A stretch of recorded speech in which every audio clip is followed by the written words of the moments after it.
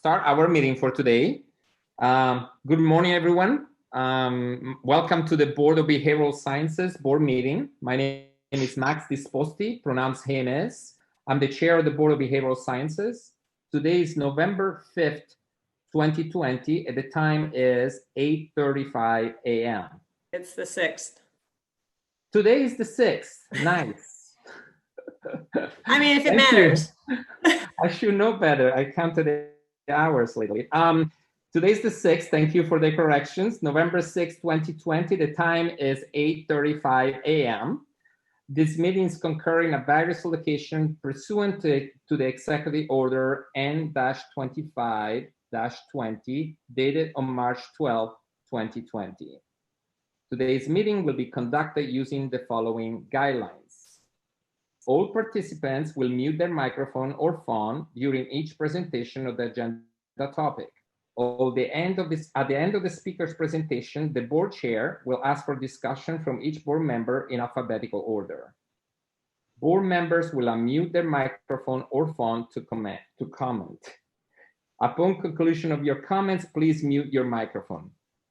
Board members who wish to provide additional comments should select the raise hands feature next to their name. This will alert the host and chair, and there you have additional comments. At the conclusion of the discussion from the board members, the chair will ask for public comments. Members of the public and the Zoom platform should select the raise hands feature next to their name to indicate that they have a comment. This will alert the host and the chair that you wish to speak. You'll have 2 minutes for your recognition. Please wait until you are recognized by the chair and host to unmute your microphone or phone. Members of the public who are accessing the meeting through a phone will ask for their comments following the comments by those attending via the Zoom platform. At the conclusion of the discussion period, the board chair will call for the vote, and if necessary, move to the next agenda item. And all in attendance should keep their comments specific to the agenda items being discussed. An opportunity for public comments for items not on the agenda will be provided.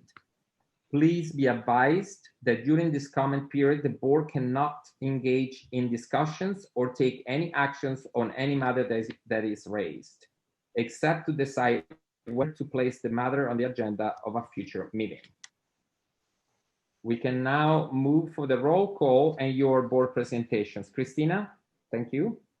Good morning. Max Disposti. I'm here, public member. Christina Wong. Christina Wong, LCSW member. I'm here too. Ross Ehrlich. I'm here, public member. Dr. Diana Hurwitz. I am here, LPCC member. Christopher Jones. Here, LEP member. Kelly Ranasinghe. I'm here, public member. John Sovek.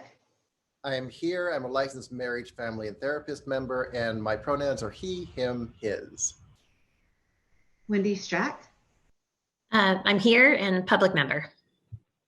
For the record, Crystal Anthony, Deborah Brown, Jonathan Maddox are absent, and Susan Friedman is expected momentarily. We have a quorum. Thank you, Christina. Thank you so much. And for the record as well, we would like to welcome our latest addition to the board, Diana Herweck. Please introduce yourself and share a little bit about yourself so that the public can get to know you. Thank you. Hi, I'm Diana Herwick. I am here in Southern California. I'm an LPCC member. I'm also a licensed marriage and family therapist and a counselor educator. So I work with a lot of LPC and MFT students around the state. Wonderful. Yeah, thank you. Welcome to the board. We're so excited to have you. And I think we are ready now to move to our next agenda item, which also item number 11. And we are moving actually to the agenda that will introduce the recruitment and selection process for the new executive officer. We'll have a presentation by the Department of Consumer Affairs, Office of Human Resources regarding the selection process itself. And And I think we'll have then the discussion about this. We will go in closed sessions and come back to the public session to announce the process and the committee that will be in charge of the recruitment process. I believe that we have the presentation right now. Am I correct? Yes, you're correct. Yeah, and I apologize, I didn't have the names here for the person I introduced. Kim, I'm not seeing, it was Jerry. Jerry Lee. There we go, Jerry Lee. Sorry. Thank you. Thank you so much, Jerry Lee. Jerry Lee, can you hear us? Okay, am I good to go? You're good to go. Yes, Thank can you so hear much me? for being with us. Yes. Okay. Good morning, board members. My name is Jerry Malari, and I am the Classification and Recruitment Manager within the Office of Human Resources, Department of Consumer Affairs. During today's open session, I will provide an election process, review the duty statement and recruitment actions. And during closed session, I will discuss the appointment of an interim executive officer. I will begin with the EO recruitment and selection process at this time.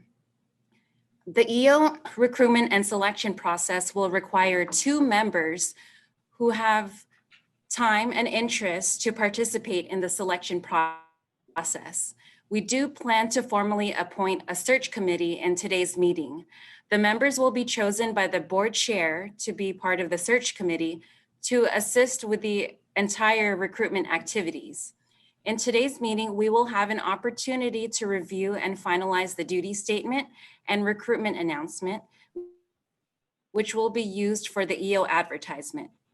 The EO recruitment is typically advertised for 30 days and is advertised on the California Department of Human Resources, or CalHR's platform, but may be advertised externally, such as through the Capital Morning Report. If you choose to advertise outside of the CalHR platform, please let me know at this time. During the advertisement period, I will work directly with the search committee to determine application screening, interview questions, and potential interview dates. I will serve as the contact person on the advertisement and will provide the search committee with the applications received each Friday on a flow basis. The search committee will review and screen applications received based on the desirable qualifications as noted on the recruitment announcement to determine candidates for initial or final interviews. Depending on the number of applicants received, if the initial interviews are recommended based on a large candidate pool, they will be conducted with the search committee.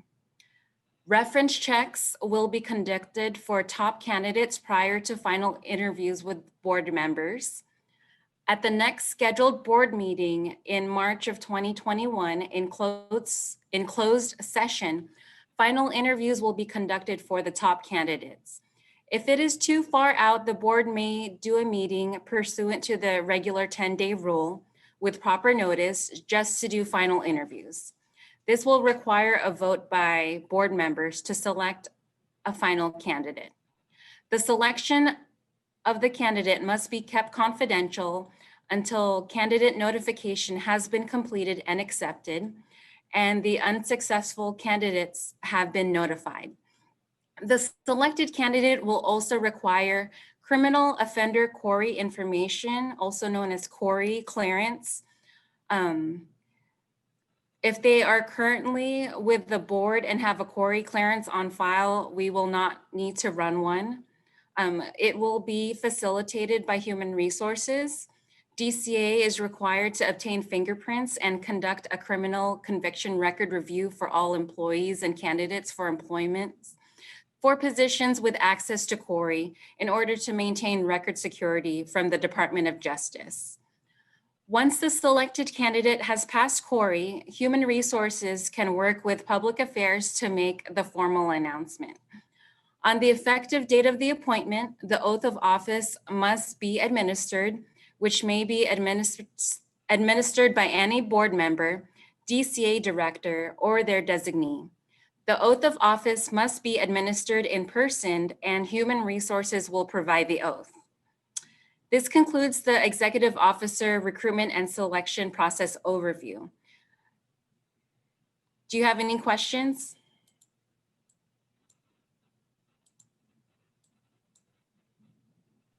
Sorry, thank you.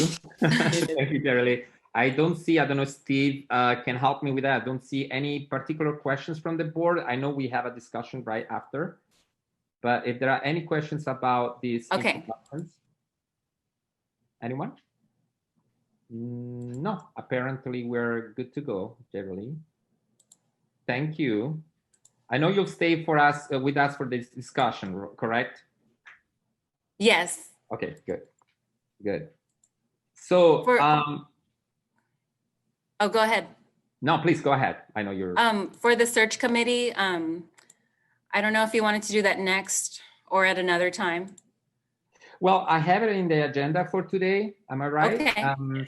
So I think perhaps, obviously, for the members of the public, in case the conversation sounds strange and new. Obviously, we are having this conversation because our Kim Madison, our executive officer, is her last meeting today, and as announced previously 2 months ago, and so we're going to open the search committee for the search of the new executive officer. So that's why we're having this on the agenda item today for those of you that are listening for the first time, and I would say that. In the discussions, perhaps, Shirley, you can help me with this. I know that a committee to make the appointment for the executive officer search committee, has to be, it could be of any numbers, but usually 2 individuals will facilitate the process because so that less than 3 people will not be, have to be a meeting that each time has to be recorded in a quorum and so forth. Am I correct?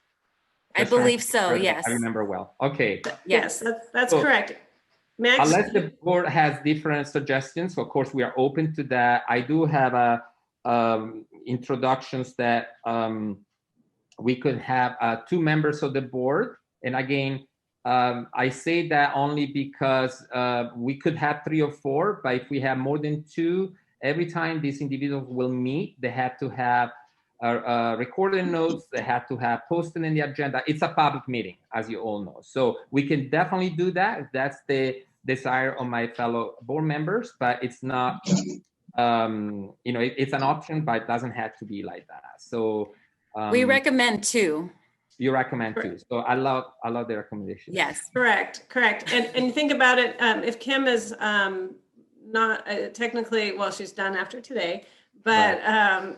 If you're looking to hire in the new year, you're going to end up pushing out your recruitment process probably another potentially 6 months if you have to schedule a meeting every single time they get together to review an application, right. Or do screening and stuff like that, or maybe even longer. So I don't think that's something you should look into doing, only for time's sake and efficiency's sake for the board's work. Right. So, and Max, you can appoint the committee today.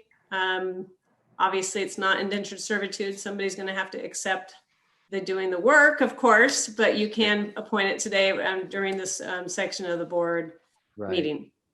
Thank you. Thank you, Sabina. Sabina is our legal counsel. I see our board member, Kelly, has a question. Mr. Chair, I would suggest that you be a member of the committee. I'm familiar with your work on the hiring and your specific work regarding diversity. I would highly recommend that you be a member of the committee. I think it's very important that we have a diverse viewpoint. Thank you. Thank you, Kelly. I appreciate that. Christina? Just wondering, should we, discuss the appointment in the closed session or, because I do believe that, we have a closed session and, right. So maybe that would be a little more, we can discuss the possible option, I believe if I understood properly, and the council can correct me if I'm wrong, I think this portion of the appointments needs to be on the public session because the public needs to know who's appointed. And then we are moving in a closed session for the search committee in terms of the work that needs to be done and the kind of appointments that also we would like to discuss, interim versus assigned. So there are different options that we have as well. So I think I will definitely, Christina, since you spoke, I think also Christina is one of the most senior members of the board along with myself, and perhaps will make me feel more comfortable if you will accept my proposal for the committee, for the search committee. Of course, that I believe it goes to the board. Am I correct, Sabina? Oh, no, it doesn't. No, committee assignments are up to the discretion of the chair. Okay. I never had that much power. I know. Don't let it go to your head. Right. No, at this point, I definitely accept the recommendation of my fellow board members. I definitely would like to be part of the committee. And Christina Wong, if you would like to join me in this, we can assign this committee as we go today so that we don't lose any time. Perfect. Well, that teach me a lesson not to open my mouth either, right? So right. I gladly accept to be, part of the search committee, and thanks for the nomination. Great.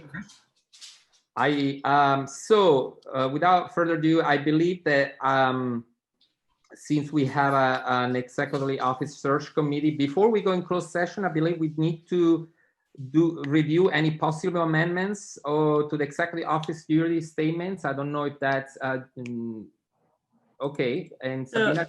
Yeah, so we're going to turn it back to Jerry Lee for a little bit more. She's going to finish that discussion, and then there'll be a couple opportunities for you guys to comment on that, on the rest of the stuff that we will do in open session, and then we will move to closed session.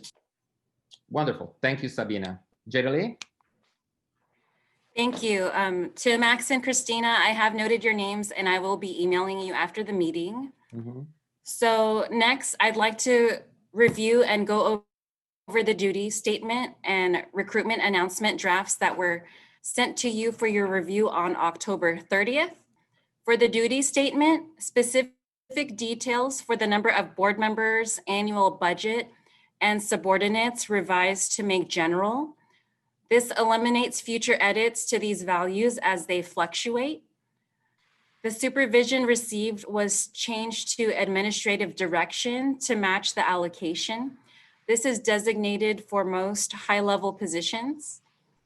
We changed several sections to align with DCA standard compliant language, such as CORI, as I was mentioning earlier, and conflict of interest. And we made other small minor edits. Are there any other changes the board would like to make? Jerry Lee, you were breaking up for a second. There's some disturbance in your broadcasting over there, but I think we all understood what you were trying to ask. If there are any other changes in addition to the one that were proposed. Can you hear me, Jerry Lee? Yes, that's correct. Okay. Yes, that's correct. Wonderful. To my colleagues, if any other, I see Christina raising her hand. So I just wonder, the salary range wise, has this been updated? Right now it's on J. I know that there is like, an adjustment, from the previous DCA discussion. So I wonder if that has been updated.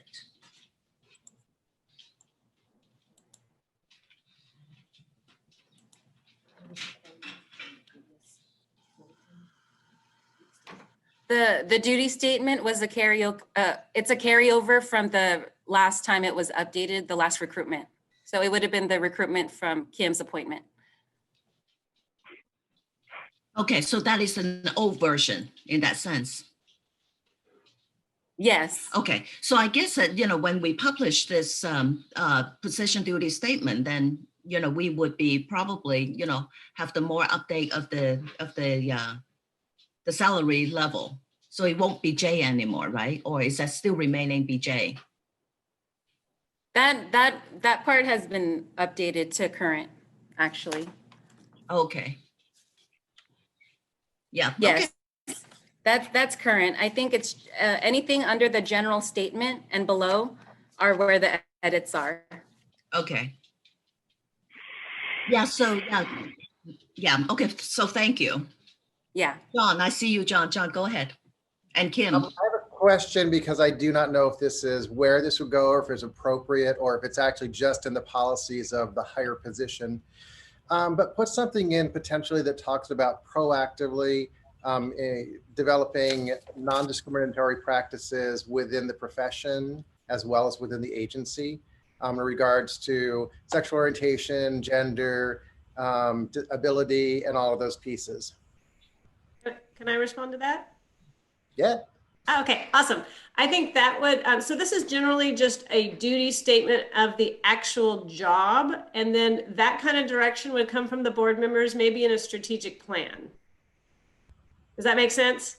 It does. And at the same time, I would like to see if there's a way to include it because I think it would be powerful to let people know they're coming in that we would like someone who has maybe a skill base in that and could proactively create policy and a direction for the entire agency. I see Kelly speaking to that. Actually, I was going to say the same thing as John, but in the desirable qualifications section, not the duty statement. Yeah. Okay, that sounds Perhaps, good. yeah, you can look at experience and working with diverse backgrounds, et cetera, that kind of stuff, maybe. I'm still trying to open that document. That's good. By the way, for the record, I can manage the traffic. I have a new feature on my Zoom. I can see up to 40 people. So this is amazing. I'm excited. Sorry for the little things that make me happy. So once again, though, I want to ask this question because this is newer for me. Go ahead. I see how it could be a desirable quality to have in a candidate, but at the same time, do we want it to make it part of the weighting in the actual duties that they have? Because for me, this is a really strong initiative, and I think we're at a place where finding a way to make it part of the duty statement could make a potential change in how this role plays out within the legislature and within our particular community of mental health workers. If I may, I don't see anybody else. If I might add to it, I actually agree with what John has just shared. I think it's a great, when desirable, it's desirable. It's not intentional. So I think it will make a stronger statement instead, following John's directions on that. And just keep in mind, the duty statement are the standard tasks of the position. And then in the recruitment, we can put what kind of attributes we want the person to have, such as having those diverse backgrounds. Okay. So what you're saying, if I understood properly, that's just really this, so to speak, the subject line of the position. And then there is actually the, okay. John, are you okay with that? I am. I just want to make sure that we are very focused on this as part of what we're looking for in their duties going forward. Because, and I want to be written in such a way so that when we're in review position, that we can look back and say like, oh, 10% of your duties was supposed to be covered by this thing. You have succeeded or exceeded that, or wow, that's something we need to focus on. That's why I think I want it somewhere in the duty thing. But if technically it makes more sense to do it the way Charlie is talking, absolutely. I would just like to make sure that it is part of the reviewable process of when the person is getting feedback. And that would also be an additional place you can do that is also, like I said, in the strategic plan, because you also will be reviewing that kind of in conjunction when you do your evaluation of your executive officer. That's kind of like your checkpoints and your goalposts also. So that will always play into everything. Yes, we used that in the past for the same reason. So I definitely agree with that as well. Is anyone else on this topic? Okay. Sorry, Max. I would also include in that working with populations with disabilities. Wonderful. Okay, so there's two things that you guys have to do a motion on today for this section of the meeting. And so the first is the duty statement, and the second is the second document that also, I just was able to open On recruitment. the recruitment, right? So we'll take them each one at a time, Okay. and then so if you wanted to go over the duty statement, if you wanted to accept all the edits as they are presented today, then you would have a motion to that effect, and then you would go on and make your edits to the recruitment announcement. Wonderful. Anyone that spoke would like to make a motion on the matter? Mr. Chair, I would move that we accept all edits in the duty statement. I'll second that. Okay, I believe we can go to vote. Oh, no, we have discussion again. If there is anyone else that would like to add or change. Okay, looks like we can go. Public comment? Public comment, I apologize. This is virtual. Anyone from the public that would like to comment on this? If you want to comment, please raise your hand on Zoom if you could. I don't see any hands raised at this point. I don't see that either. No Okay, hands. I think Christina, we can call the vote. Okay, before I call the vote, I'd just like to acknowledge that Susan Friedman has arrived. And she arrived during this halfway through this discussion. So shall we include her on the vote? Susan says that she's not feeling comfortable to rise, Susan. I don't mean to interpret, but I saw your no. You're on mute. We cannot Susan. hear you, Susan. You're on mute.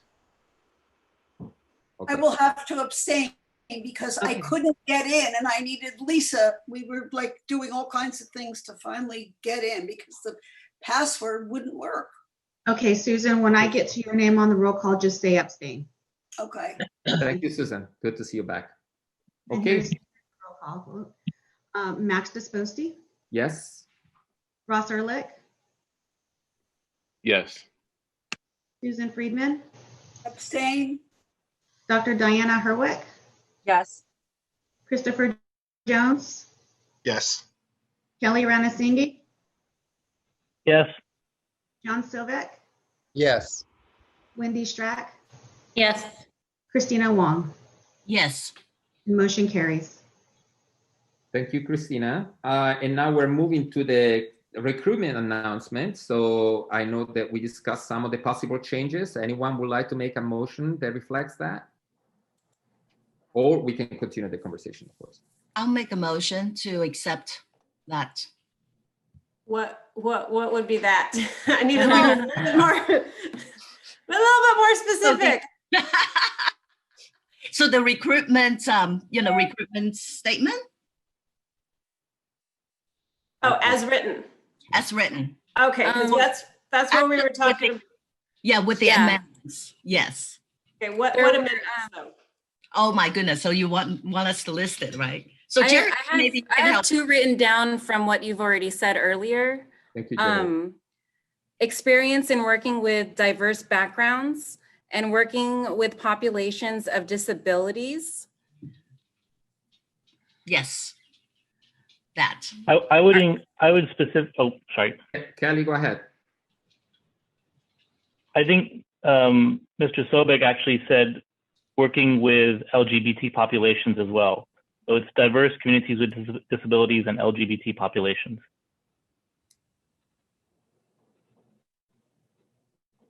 And if I can actually kind of focus that a little bit, there's a real specific thing in state of California about working with populations in regard to, gender expression, sexual orientation, culture, religion. If we could just make it that statement, I don't know it off the top of my head, but it is like a state of California policy piece.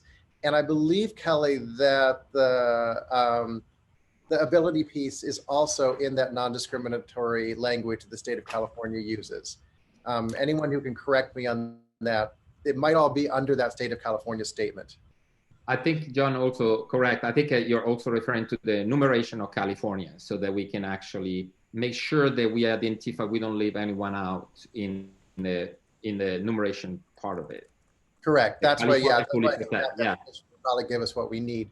Right. And I'd like to actually change it from experience. I think I would like to see if we could be more specific, because experience could mean like, yeah, I was a company that had a diverse population. I would like to see if we could find someone who that experience, we define it somewhere has created policy or action within community-based situation. I don't know how to language that, but something less than, it's easy to say you have experience because you've been part of, but something that the qualification actually says you have done specific things. Is there a way to language that? I think perhaps the affirming culture of diversity. So the affirming intentional culture of diversity is not just, right? Like you said, maybe some terms that might reflect the intention, the intentional process, and the affirming of the diverse community in our state, and licensee and the public. So maybe the word proactively in front of your statement might cover that. Because once again, it's not about a passive sitting back, oh, I was at the company that had these things in place. I would like that person's qualifications to be someone who actually has been a leader and stepped forward and created policy and procedure within their organization to make these populations represented. Intentionally, yeah. Jerry, I know it's a long. Would you like to? Not that you had to. I saw you taking notes. Yes. You feel comfortable that we can move with that, or you need more from us? I do have notes of how you want to say it. What I can do is put it together and send it to the search committee, or word for word, have you guys approve it right now. I think perhaps, if I may, maybe in the search committee, John, unless if you and John and Kelly, whoever brought this concern, if you feel comfortable in the search committee, so that we don't have to go by word, or we can go word by word. I don't have any particular preferences. I do have keywords such as policy or action, proactively, intentional process, affirming culture. Yeah. I'm comfortable with the search committee approving. Yes. Okay. And, so I also want to say that, normally those non-discriminatory statements are pretty standard, across different agencies and, state and government. So I feel actually comfortable that, if that's the direction, we can actually research, those kind of more standard terms, and send it out to, approved by the search committee or whatnot, and then we can actually move forward. Or even I think the search committee can also have that ability to make non-substantive, change, for that duty statement. I think that's probably, can be part of my motion too. Right. So we can have our motion include the recruitment announcement as written, and then with the addition of the discussed amendments, to which then the search committee will have the final authorization to do any non-substantive technical changes to update that so that it corresponds to the board's desires. Yes. I have one more question. For the statement of qualifications, how many written pages do you want the candidates to submit to write about their write about how they meet our desirable qualifications? We recommend 6 pages or less. Yeah. Yes. I think that's fine. Your preference. Yeah. So You want a smaller limit, or do you just want to say no more than 6 pages, typewritten, Single spacing, double spacing, that kind of stuff, fonts, whatever. No, I'm serious. I mean, when you're talking about huge letters. right, definitely. I would say, yeah, go ahead, Kelly. I would say standard 6-page, 12-point, generalized font. I think that's more than sufficient. Right. Yeah, we don't need to read dissertations otherwise. So Ms. Wong, I thought you were making a motion. Am I correct or not? Yes. Okay. I'm still have that motion that Sabina just said.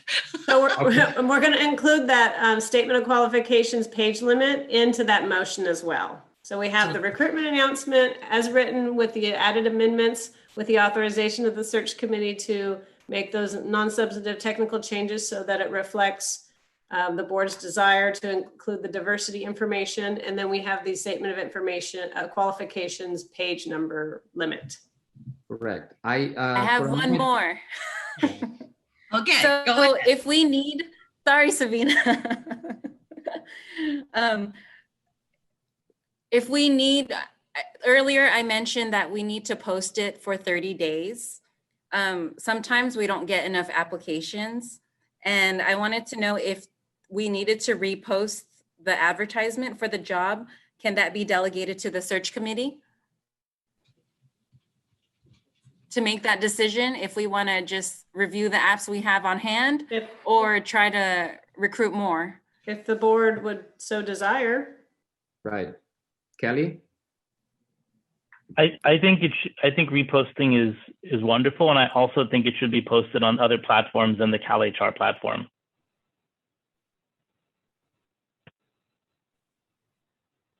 What's happening? Oh. Yeah. Did you guys? We've been shut Did down. you guys just lose? Yeah. Hold on. Actually got kicked off, but came right back. Yeah, I see everybody's coming back in, it looks like. What happened? That was just me. Right? Weird. That's Okay. That wasn't just me. Okay. I think, are we all back in? I'm looking at my board fellow members. Everyone is in, right? Jerry Lee. Yeah, I don't see Geraldine's name her name is on here, but she has no video. Right. Let's wait for her to come back, of course. I just got an email from HR. It says they lost the connection. They're attempting. Okay. I think it might have been, I don't know. I got kicked out. I just got dropped off, so I was I able did to get too. back in. Right. Yeah, it did it automatically for me. That's weird. So, okay, let's wait for HR to come back to us. And I will double check with them right now. thank you. Is that Olivia Trejo? Are you on? I thought I saw a name similar. Go to.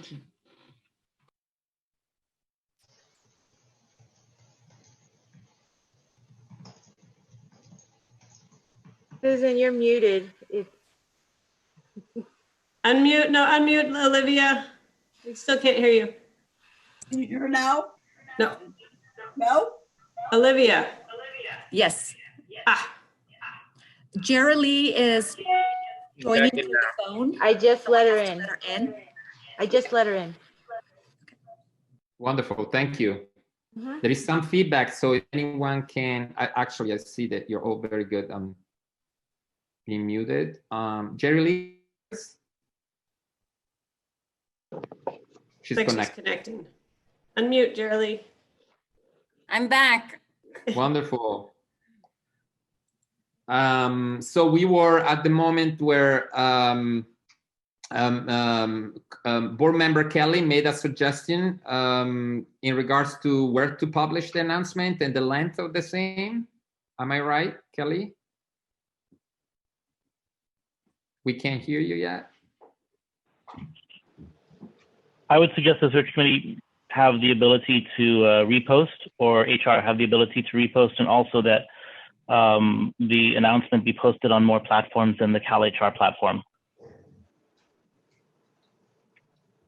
We can also send the announcement to associations. Is that correct, Kim? I thought so. I know we've done that in other boards in the past. And then the Capital Morning Right. Report also. Right, I believe the announcement will be obviously as public as needs to be in all the sources and the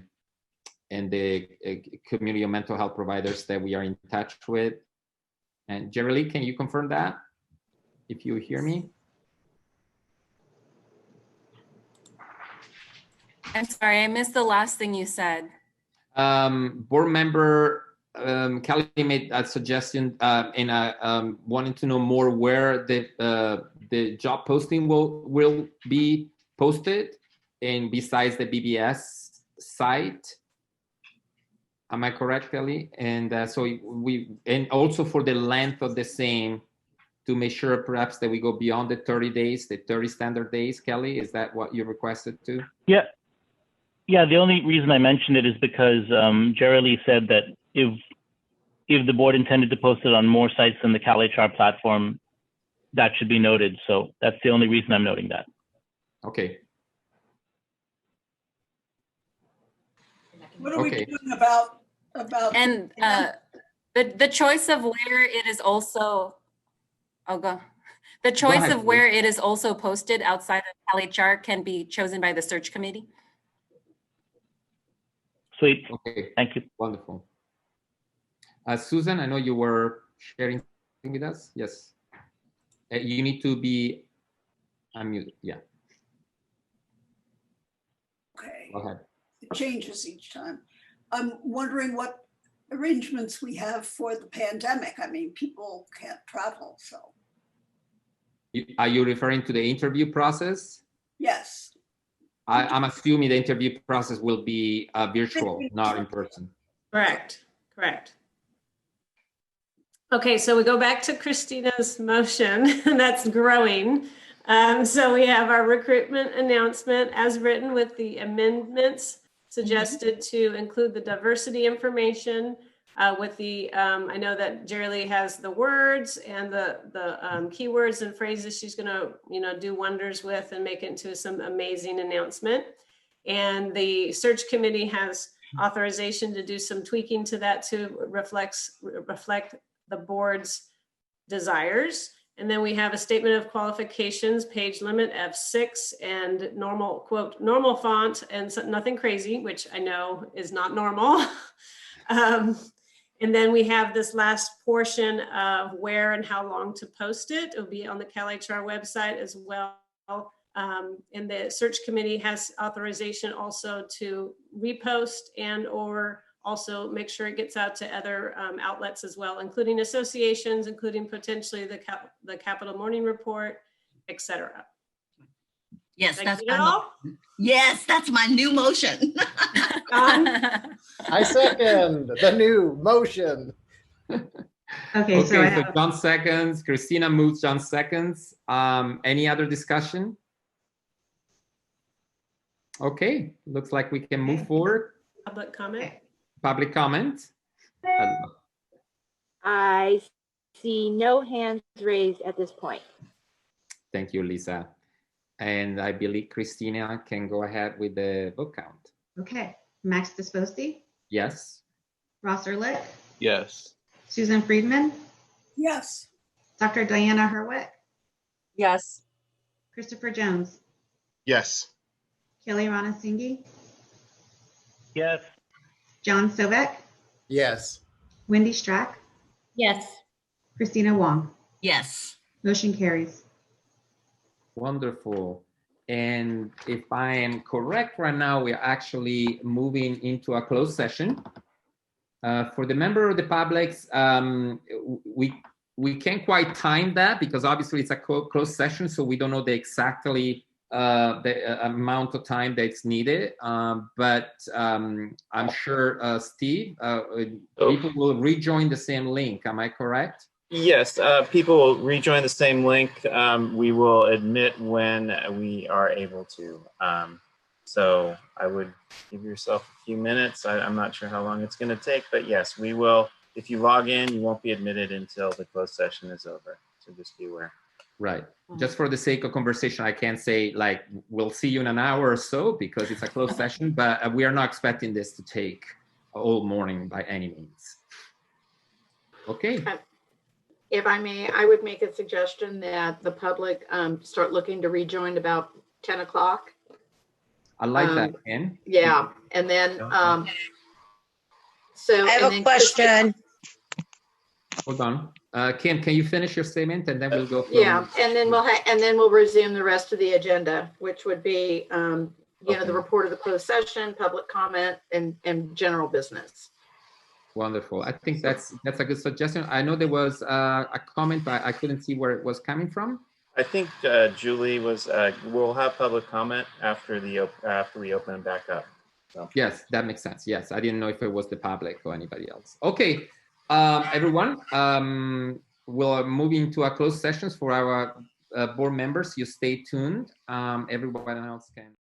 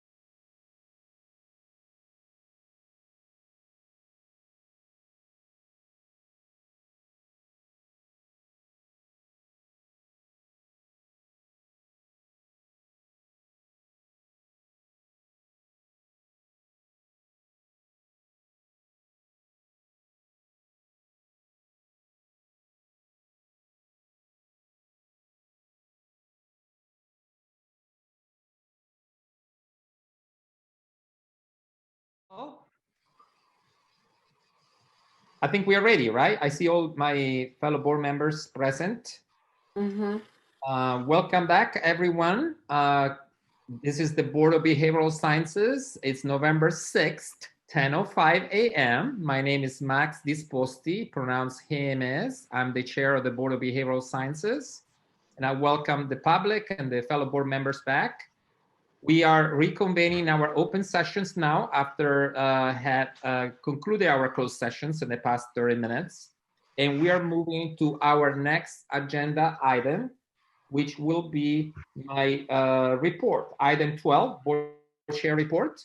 And as a first report, I would like to announce the decision that the board has just taken to assign and appoint our Assistant Executive Officer, Steve Sodergren, as becoming our Interim Executive Officer effective January 1st, which will be the date of the departure of Ms. Madison. And that appointment will be valid until the search for the new Executive Officer will be concluded. So congratulations, Steve. We're really Thank you. happy to have you. You have the confidence in me. Thank you. Absolutely, absolutely. The other announcement, what that will means is that obviously the board also, as you all know, in a public session, we assigned a search committee composed by myself and Christina Wong. And this search committee will convene several times and keep the public aware and informed about our search and everything else that will be taking place in regards to the new appointment. So I will also like to move to my best agenda items, because I always love to congratulate people that have been dedicating their lives and their time to the DCA and the Board of Behavioral Sciences. This is point C in the agenda, which is the recognition of board staff years of services. Before we do that, there was part of the agenda item, so I'm not changing the agenda item, but there is definitely a recognition that the board has invested me as a board chair to do to the departure of Ms. Kim Madsen. So we have a resolution that I would like to read, and I'll go forward. So resolution for the Board of Behavioral Science. Whereas Kim Madsen has faithfully served the state of California from January 22nd, 1995 to November 6, 2020. And during her tenure has faithfully served the board as an executive officer since January 25th, 2010. Whereas Kim's strong and compassionate leadership has successfully guided the board in overcoming challenges and pursuing opportunities, demonstrating her commitment to ensure the board was meeting its mandate of protecting the consumers of California. Whereas Kim's avid advocacy of licensure portability legislations, successfully implementations of the Licensed Professional Clinical Counselor Act, and her pursuit of legislation to increase clarity of licensure requirements has created greater access to service for California consumers and promoted competent mental health practices. Whereas Kim, through her attentiveness to staff and board members, as well as her generosity and caring, has been successful in developing a culture of collaboration and respect that will serve the board for years to come. Whereas Kim has honorably represented the board both statewide and nationally.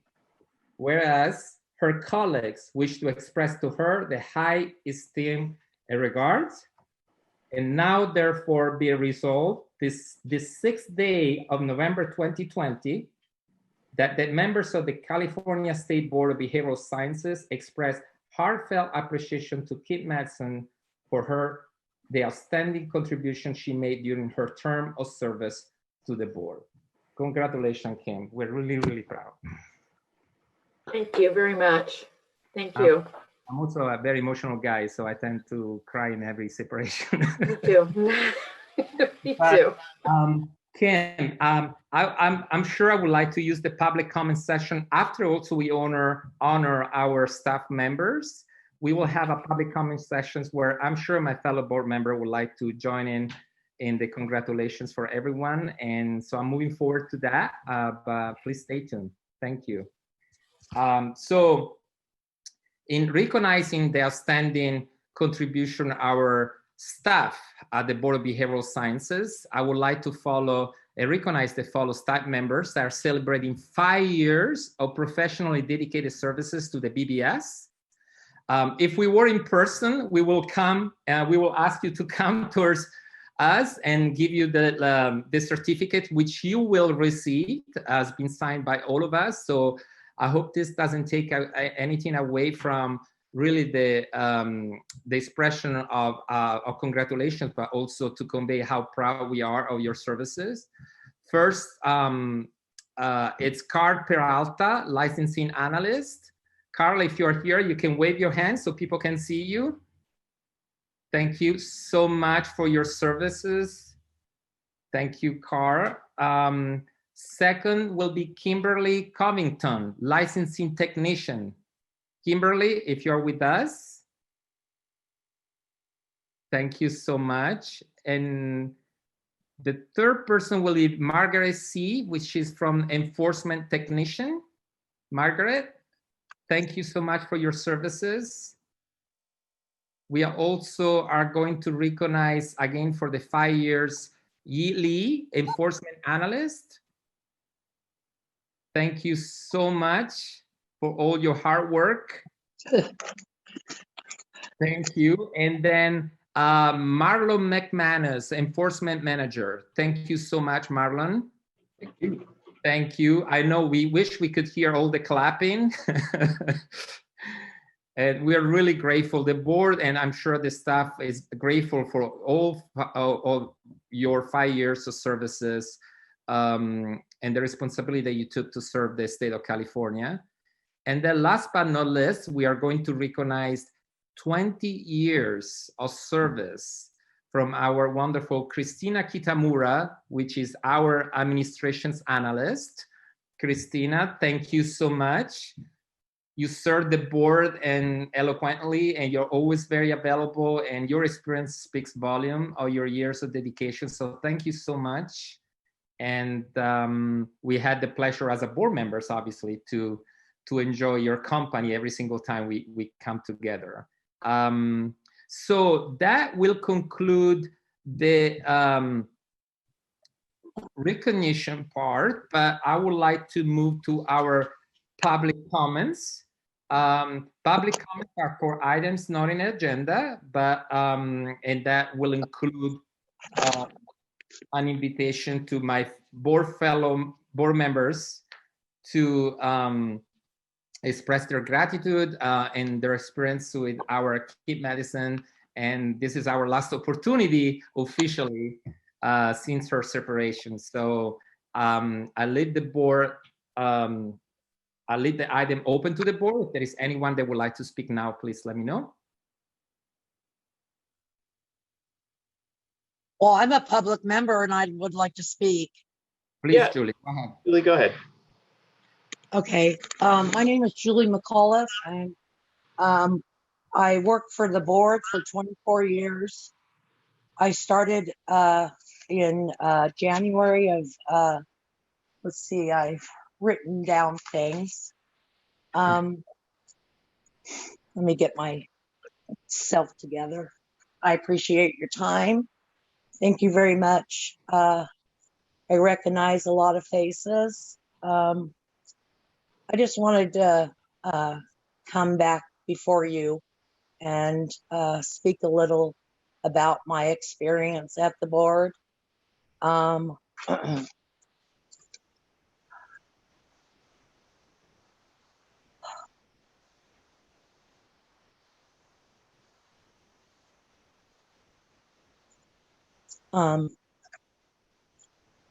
wasn't treated very nicely by Kim. She was terrible to me. I know that was, that's hard to hear, but, I love my job. I worked for the board for 24 years. That's a long time. And I gave myself to the board, and I love my job. I love that board. And I gave myself to that board, and you could ask anybody. I love that job. I love that board, and I took pride in my work. And I'm sure you saw my name on a lot of things. I worked hard. I started in January of 1990. Let's see. I know I don't have long, so I want to get my points out. What? About 30 seconds more, Julie. Oh, come on. I became ill. I became ill, and she became hard on me. She harassed me. She embarrassed me in front of my peers. She'd sit me down at my desk and make me go over my files and just ridiculous kindergarten stuff. Okay, As Julie, an what? I'm sorry, Julie, Chair. not to diminish what you want to say, but we Yeah. were limiting it to 2 minutes. I've given you a little bit over, so. I didn't get my 2 minutes yesterday. First of all, I'd like to ask your legal counsel why it wasn't allowed my public comment yesterday. Julie, I'm the chair of the board, so I will respond Yes. to Thank you. you. We are not going to go for a conversation. I appreciate you coming forward. I think Thank you. Express your sentiment. We're going to go back to yesterday. I'm the chair of this board. If there are any issues, please feel free to email me directly, and I can do better next time if you feel that your voice was not represented yesterday. But we need to move forward today. So if you would like to, I give you another 15 seconds for today. And we have so many people that would like to speak. So All right. I will appreciate your consideration. All right. I hope you understand where I'm coming from. You know, it was really hard for me. You know, I was ill and I was treated really badly by Kim, and I just wanted to say that. Okay. You know, it wasn't fair. It was really. Sorry, Julie. Oh. That was, sorry, Julie, it was 2 minutes. Right. Julie, I thank you for speaking. I think though, I had to be honest, I'm going to express my personal, I understand this is your space time to share your consideration. You've done it with your given time.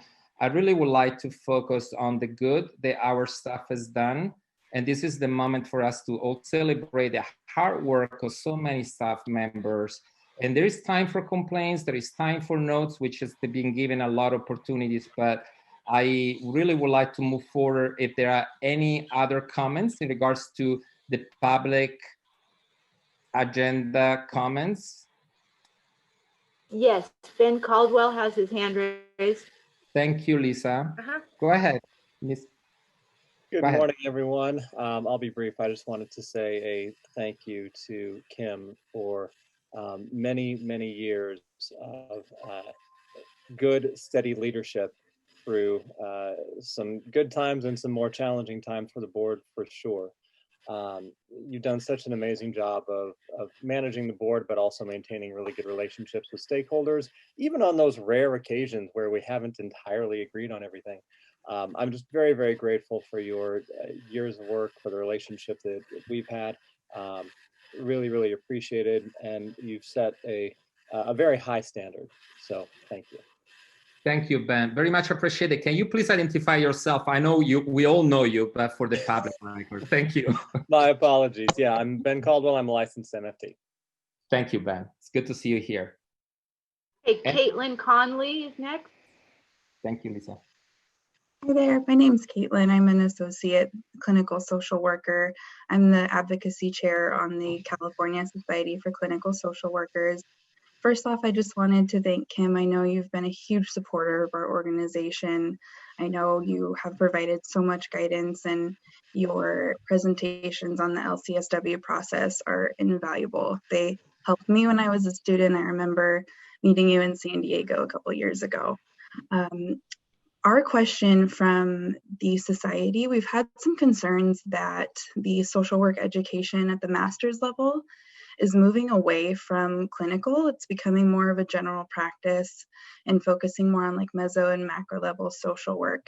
And so the society just wanted to ask what the BBS's role is in informing the CSWE on social work education, because we just really don't know. So it's more of a clarifying question of that. And then also if the BBS does have a role in advocating for clinical skills in the master's level social work, how we can advocate to improve the clinical education for master's level social workers.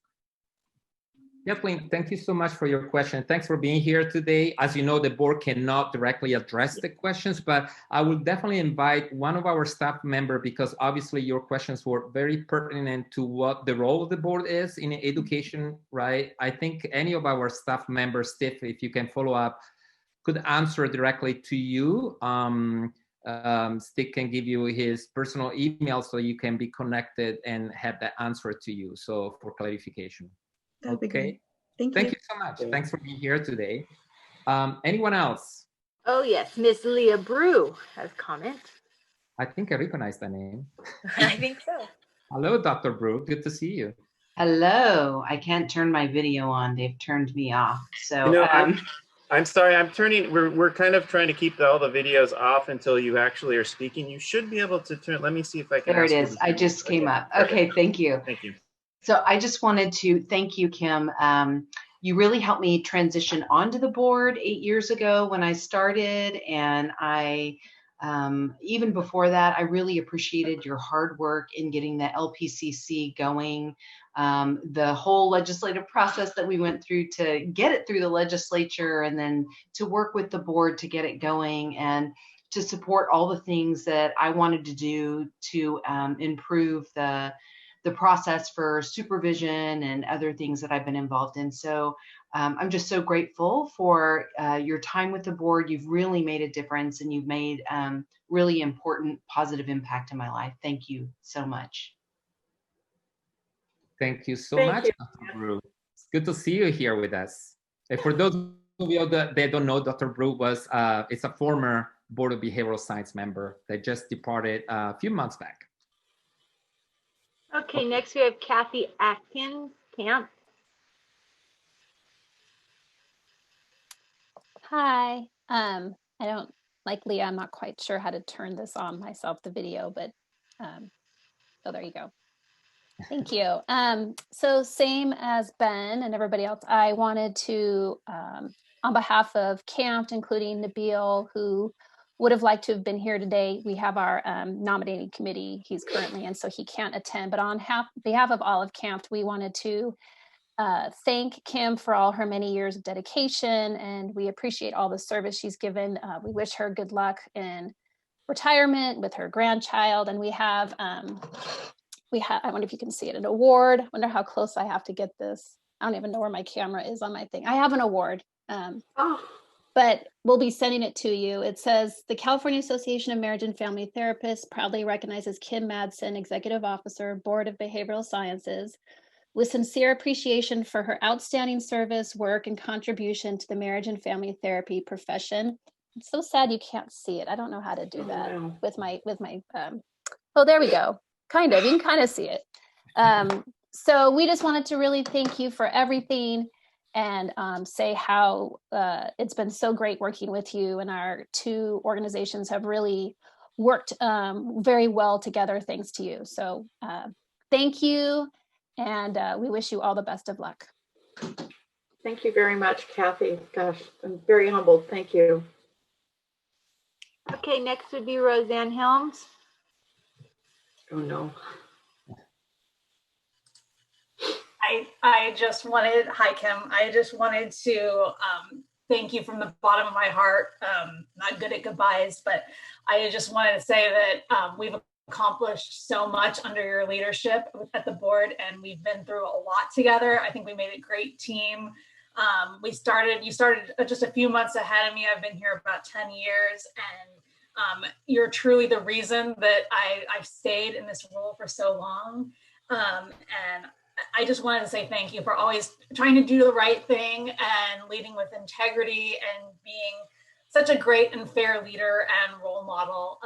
So I'll just leave it at that. You'll be greatly missed. Thank you, and enjoy retirement. Thank you. Rebecca Gonzalez. Oh, man. Oh, trying for the camera, but maybe I'm kind of slow on that. There we go. Kim, I just wanted to join and pile on the love. I think you've been a great leader for the board. You've been a very steady leader, fair to everyone, listen to everyone, and you deserve a great life in retirement. Thank you. Christina Kitamura. Okay, I'm going to keep my composure here. Kim, as you all have heard, I've been here for 20 years, and there's a reason for that. We have amazing members, leadership here at this board. Always has been great leadership. Kim has afforded me so many opportunities for growth. She's just the most flexible, most sensitive boss I've ever had. Not only was she the most flexible and understanding as my employer, but as a mom, understanding my role as a mom with young kids and just providing that flexibility to still do my job and do the best I could and maintain my household, especially during these times. Kim, I'm going to miss you so much. I know that you're leaving us in great hands. I'm really, really happy for you, sad for us, but you really, really deserve this. So my best wishes to you. Thank you. Christy Berger. You guys are. You're muted, Christy. There we go. I just echo everything that's been said. And I also want to add, as a person who's struggled with disabilities and health issues, Kim has been nothing but supportive and wonderful. So I just thank you for everything. Thank you. And best to you. Thanks. Anahita Crawford. Hi, Kim. I've been with the Attorney General's office now for 10 years. And like I mentioned yesterday, probably since day one, I wanted to be a liaison for this board and to work with you. And it took me 7 years, but I finally did it. And the reason for that is there was so many people in our office that loved working with this board and that absolutely adored working with you. And so I just really want to thank you for who you are, who you've been, the standard you've set, and this amazing board that we get to continue to work with. So just thank you for being truly a wonderful human being. Thank you. Okay, Craig Zimmerman. I also just want to pile on with the accolades and appreciation. I'm a current board employee, and I just want to say that Kim's leadership has just been pivotal, in my development. Just the maternal love, but fierce, ability and desire to do the right thing. She's just been absolutely incredible and couldn't ask for a better role model. Just a phenomenal place to work for and under the leadership. She truly does lead by example. And we're just so thankful for everything that she's provided and all the education and just the off the record conversations that just help you do the right thing at all times. And we're just so thankful for her. So that's all. Thank you, Craig. Okay, and I'd like to say something. Thank you, Kim. You've been a great leader, and Steve has big shoes to fill.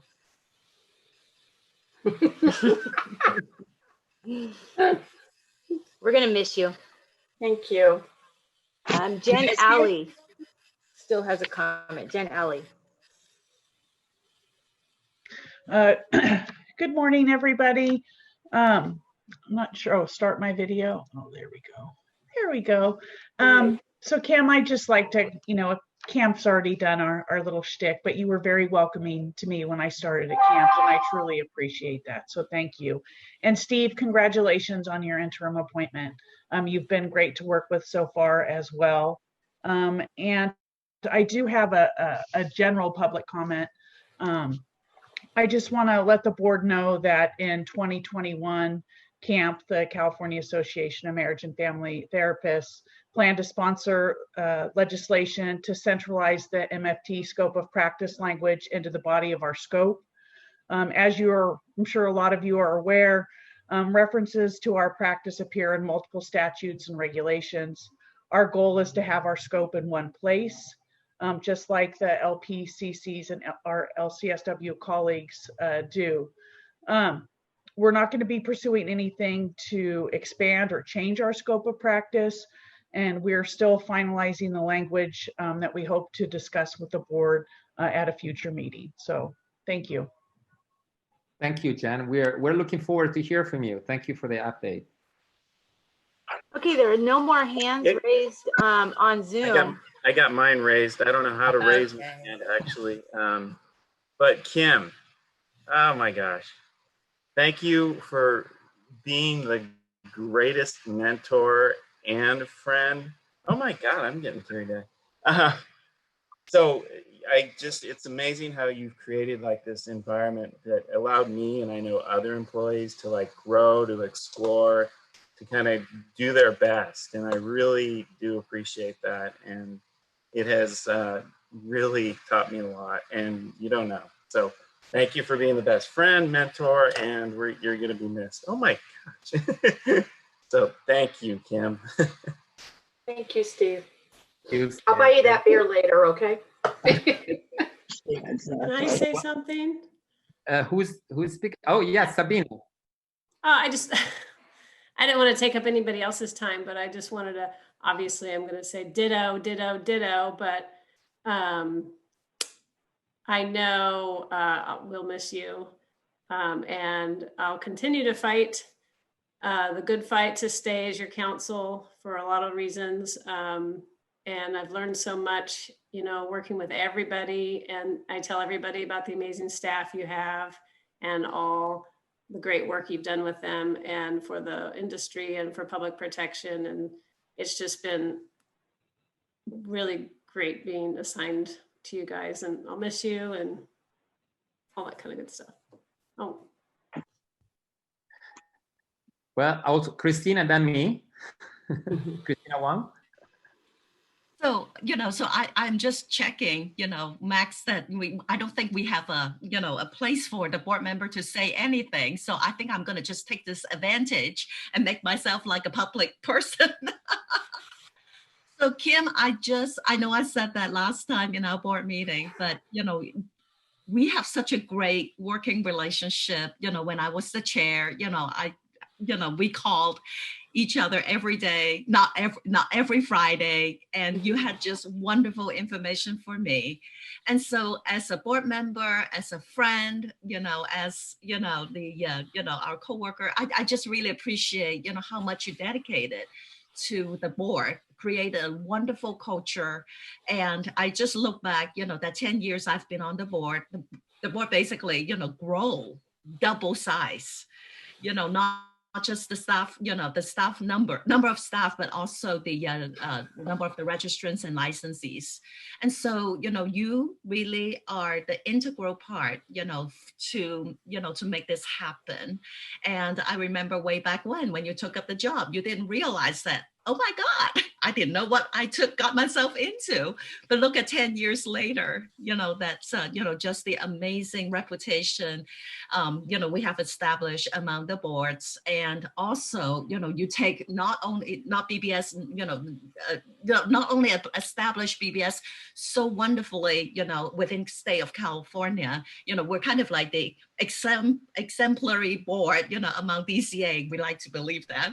And also, nationally, that the license portability law become like the model of the country.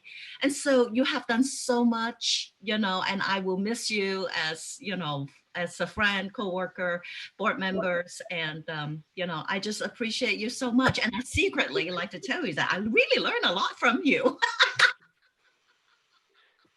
Thank you so much, Christina. Stop it. Oh, wow, that was nice. Christina, thank you. I've done this before, but I really would like to, it's never enough to share how much in this past, I think now 5 years, I've seen the incredible unbiased commitment that you put to the table. I mean, you build relationship with us, with the board, the newcomers, and those that mature their way out, with the licensees, with the community, with the consumers. So respecting that consumer protection, but at the same time, engaging relationship with our Association of Mental Health, understanding the importance of their feedback. And all the way around, we have been watching you, and I learned so much from you, and I hope we can make you proud in the future for this board. But you definitely raised the standard, the bar of what a board should look up to on their own executive officer. because not just your availability, your assistance, your feedback, your education, but also your willingness to have an open mind without ever getting yourself in the middle of board decisions, but offering what you knew. I can go for days and days about the level of leadership that you have shared with us. I think it's really uncommon. I can speak a little bit for all my experience in many years in different environments. It's really uncommon to see someone of your caliber directing an organization like this one in trying to take in consideration all aspects that come and take place in the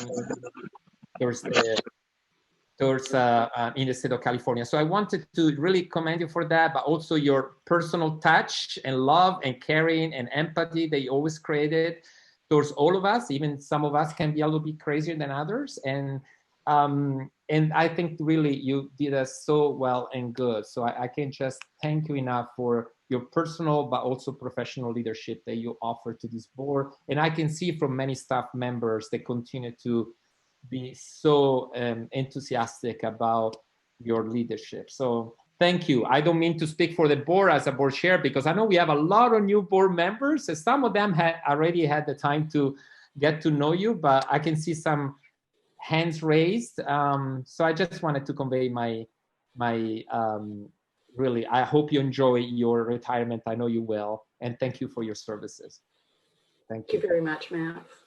I see Kelly, our member. Yep.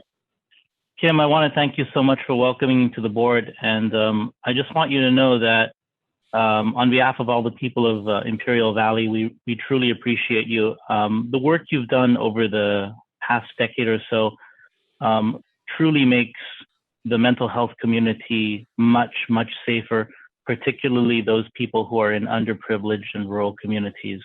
That's very important today. We also have sent you a small gift from the people of Imperial Valley. It is cactus honey. So we hope you have a very sweet and happy retirement. Oh, Kelly, thank you so much.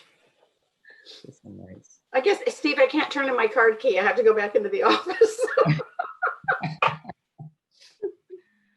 Okay, anyone else from the public of the board? Wendy.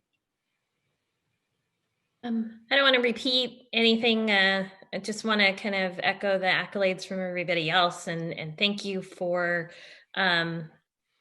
being so accessible and available and responsive to us as new board members and helping us get onboarded. You've never hesitated to respond or jump in when I have any questions about history or where, any background on anything. And I just want to let you know it's made all the difference in being able to come on board and be an active member of this body. So I want to thank you for that and for everything you've done for the people of California. And, adding on sort of the recognition for staff. And I think it says a lot about your leadership that we have staff with so much longevity here. And you even had staff members say you're the reason they do what they do. So congratulations to you and the staff. Want to thank all of you for everything every day and everything you have done to serve the people of California and to make sure that mental health services are accessible, available, and safe. So thank you. Thank you so much, Wendy. Thank you. Just want to make sure there is anyone else that would like to share during this public comment So session. there's Diana and Susan. Okay. Wow. How did I miss that? Okay. Go ahead.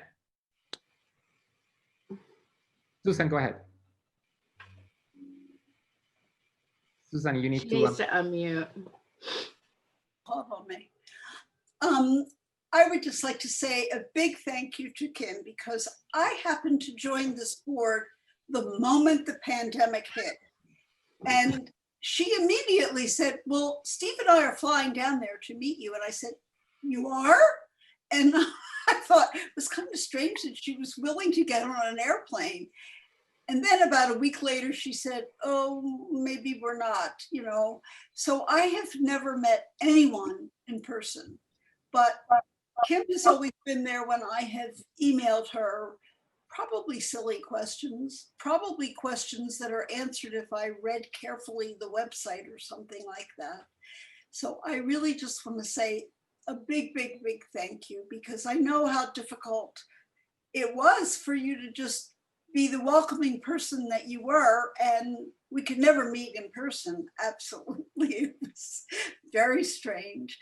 And a thank you to all the staff, because you do amazing, amazing work. And every time I get one of these reports and I read everything that you've done, I'm very impressed by everybody who contributes to these reports. But you will be greatly, greatly missed, Kim. And I wish you just the most beautiful, wonderful retirement, especially knowing that you have a grandchild. It's the most special thing that ever happens. So have a marvelous time, and we will be thinking of you a lot. Thank you. Thank you very much, Susan. Thank you. Thank you, Susan. Christine, I know you point out someone else that maybe I might be missing. It's No? Diana. Oh, Diana. Sorry, Diana. And I know I'm the new person here, Kim. I'm disappointed that I don't get to work with you in this capacity, but I did want to share that I've worked with you for many years as an educator with the MFT Consortium. And so I just want to remind you what we said when you met with us last month, just how appreciative all of the MFT educators around California are for the leadership you've provided, the quick response whenever we've had questions, whenever we've had concerns, whenever we've needed anything. And I mean, I think it speaks to your leadership, that your staff responds really quickly. And going back 25 years ago when I was a trainee, it wasn't like that. So I can definitely appreciate all the changes that have been made under your leadership. And I look forward to working with your team, the team that you've created. So I wish you the best of luck, Kim. Thank you. Thank you, Diana. Thanks, Diana. Anyone else? That was, I think, Julie said. I don't know. Somebody, just with the Julie had the raised hand. Okay. Okay. So if I can take, I just want to say thank you for all your kind words. The work that you're attributing to me, I really have to just in turn to the staff, because without their support, their dedication, we couldn't have accomplished anything. I was very fortunate and honored to work with all of them and support them in their work that I could present to you and continue forward, you know, even at a national level. So as I said earlier, I think I leave you in extremely good hands. The staff is amazing. Couldn't have done it without them. And, you know, thank you very much. I really appreciate it. Thank you, Kim. Thank you so much for this time and for your remarks and the culture that you have created so that we can all benefit from it. So thank you again. Without any further ado, I think I can move to the. Oh, sorry. I'm sorry. I do have one. Julie, I don't know if has a hand raised. I've seen that up for quite some time now, so maybe it was not just put down. It was put down, but then put up again. So I just one last time. Okay. Okay, let's move to the next agenda items, which is item 14. And I believe this is the time where my fellow board members are suggesting, and the public can have suggestions for future agenda items. Anyone? Anyone from the public? Okay, are we clear? Can you hear me? That's an echo. Yes, Julie, we can hear you. Steve. Yes. You. Julie, there's an echo, and we've already been past the open session time. So unless this is dealing with this business at hand, we are going to have to mute you for now. Yes. Any comments about the agenda item again on the calendar? I didn't see anyone. Okay. So we're moving to agenda item 6. Why do you keep? What's it? I apologize. Excuse me, why do you keep muting me? Julie, I'm not muting you. Okay, Julie was muted 2 minutes and actually past 3 minutes. This is. Mr. Chair, under Penal Code 403, if she continues to disrupt the meeting, she can be removed. Yeah, no, I agree. Actually, I mean, we are moving on with the agenda. We don't have public comments at this time. So, okay.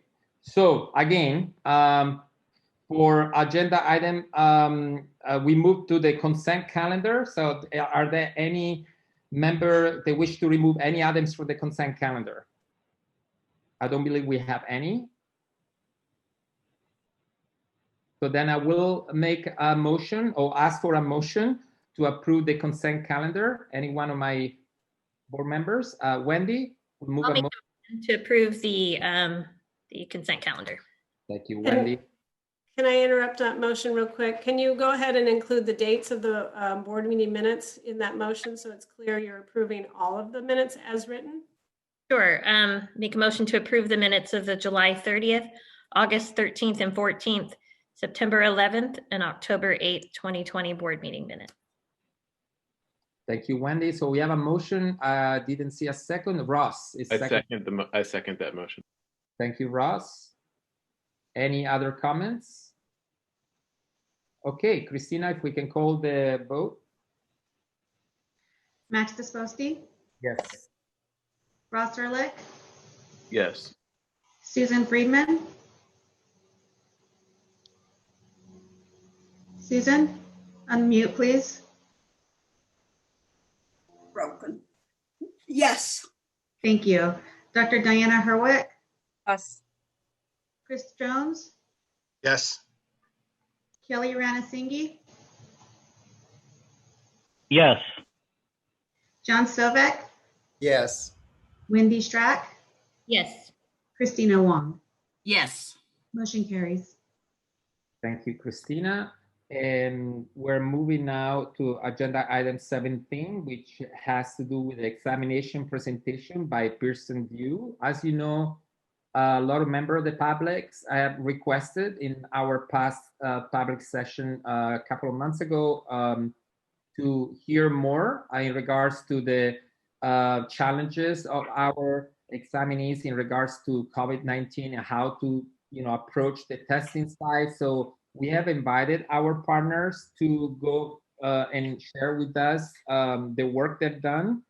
So I would like to introduce you Tom Magallanes. I hope I didn't misspell your last name, mispronounce it. And Christine Nelson from Pearson VUE, who will be giving us an overview of how they support the board examination program. Do we have you with us? Tom and Christine? Hey, it's Christine. Here we I'm are. here. There's Tom. Yeah, we are here. Thank you. So first, I'd like to offer on behalf of Pearson VUE, congratulations to Kim on her retirement and all her achievements during the course of her professional career. It's been great working with her. I recall my first meeting with her January of 2018, and it led up to us launching your program in January of 2020. So it was a long and very disciplined process that we went through. Steve was very much involved in that as well, along with the board staff. And once we got to a contract, we worked very closely with Heidi Lunzer and her staff. So it was a real good. It was a real good partnership getting to that point. Remains a very good partnership today, and we're looking forward under Steve's leadership as well as Heidi's to continue moving the program forward. So congratulations to both of you. So Chairman Max, Steve had asked us to put together a presentation, sort of an introduction to Pearson VUE, given that there's so many new board members. We'll talk a little bit about COVID-19 and the impact that it's had on the program. And it's not only state of California, it's nationwide, and we are certainly working through it. We've been able to do a few things, and Christine has some metrics that she'll talk about as well. So, Steve, I'm not sure how you want to drive the presentation. Oh, there we go. So my name is Tom Aglanis. I'm the Executive Director of Business Development for Pearson VUE. I've been with the organization, well, I'm going to date myself here, dating back to 1992. I was part of an organization known at the time as ASI, and then we became part of Harcourt Brace, and then eventually Pearson VUE. So in essence, I survived about 3 or 4 acquisitions. Not sure how I did that. And Christine Nelson's been with us for about 4 or 5 years now. Christine is a former regulator in the state of Colorado, working with the Department of Insurance. So when Christine came to us, she brought a significant amount of experience, not only in the on the testing side of it, but also with dealing with state regulations, licensure, et cetera. So we were really happy to bring Christine on board. So Steve, you want to go to the next slide? So we just put together some agenda slides, really an introduction to Pearson VUE for some of the new board members, the solution overview. We'll talk about a little bit about the COVID-19 protocols that we have in place today, and then operation statistics, and then we'll get into some questions. At any point during the presentation of the slides, please feel free to ask questions. We want to keep this as interactive as possible. It also gives us an opportunity to answer questions in real time. Next, Steve. So Pearson VUE. So the markets in which we operate, our DNA is pretty much in state licensure. We do a lot of testing in all 50 states plus U.S. territories. We do some global testing for state licensure testing as well for military personnel, expats, individuals living overseas looking to come back into the U.S. So we have a global network of test centers that helps them take their licensure exams. And you can see some of the market segments that we're in here. Now we deal with the federal market, financial services. We're big in academic education. We're part of the larger Pearson organization that's heavily involved in educational content, textbooks, K-12 testing, et cetera. Mention a little bit about the military method of testing for us. We test in the theater, we test on various bases across the globe. We even have the capability of testing on ships while they're out at sea. Heavily into the information technology market, and health and medical is really a big one for us. And the foray for Pearson VUE into the health and medical is when we started to do the NCLEX exam, which is the licensure examination for RNs and BSNs, et cetera. Next, Steve. So in the state of California, we work with various boards in an indirect way. So you can see the various boards on the left-hand side of the table there, and then the national partners that are on the right-hand side. So with the board, as many of you know, we work very closely with the ASWB for that part of the licensure exam, and then we do the jurisprudence exam as well. And then really, what the emphasis here is, we're contracted with the national boards, but work indirectly with the various state boards. So you can see the plethora of organizations that we put up there that we work with that enables us to support the various state boards in an indirect way. We do a lot of testing in California, almost 450,000 examinations a year, and that goes into our Pearson professional centers as well as into our third-party test sites. The types of exams, in addition to state licensure exams, are national certification exams, such as nursing specialty exams, physician-based exams. Gets into inventory control, payroll, different types of certification that allows fellow residents of the state of California to continue practice in their chosen profession. And really, the emphasis here is that, given the fact that we administer the plethora of exams that you see there, and enables us to sustain our test center operations. It allows us to sustain our test center network. So it's very important for us to make sure that we can continue to offer testing on a pre-COVID-19 basis, and we'll get into more of the restrictions of COVID-19 and the impact that has had on us. But we're very proud of the partnerships that we've been able to establish in the state, and especially with the board over the past year or so. Next. So the solution overview. Steve, if you want to go to the next slide, we'll touch a little bit about the solution overview and what we do in partnership with the board. So the program is set up where the board, or in this case, OPES, will continue to develop and publish the examinations. Heidi and her staff work with our test publishers and making sure the exams get published, make sure we get the results back, not only to the board that deals with the candidate results, but also with the various statistics related to the examinations, test forms, questions, etc. The board will screens the eligibility records. They send us the eligibility record, which enables the candidate to schedule their examination. So once we get that eligibility record, we send what we call an authorization to test letter directly to the candidate. Candidate can go on and schedule their examination once they receive that authorization to test letter. Enables us to also enforce the business rules, anything that the board wants us to control, whether that's a retake policy, giving the candidates an expiration to complete their examinations, if it's a restriction to a test center, just various degrees of business rules. Talk a little bit about the test center network when we get to that slide, but we're testing primarily, well, when we launch the program, we're testing primarily in Pearson professional centers. That's really the high grade of test centers in the industry.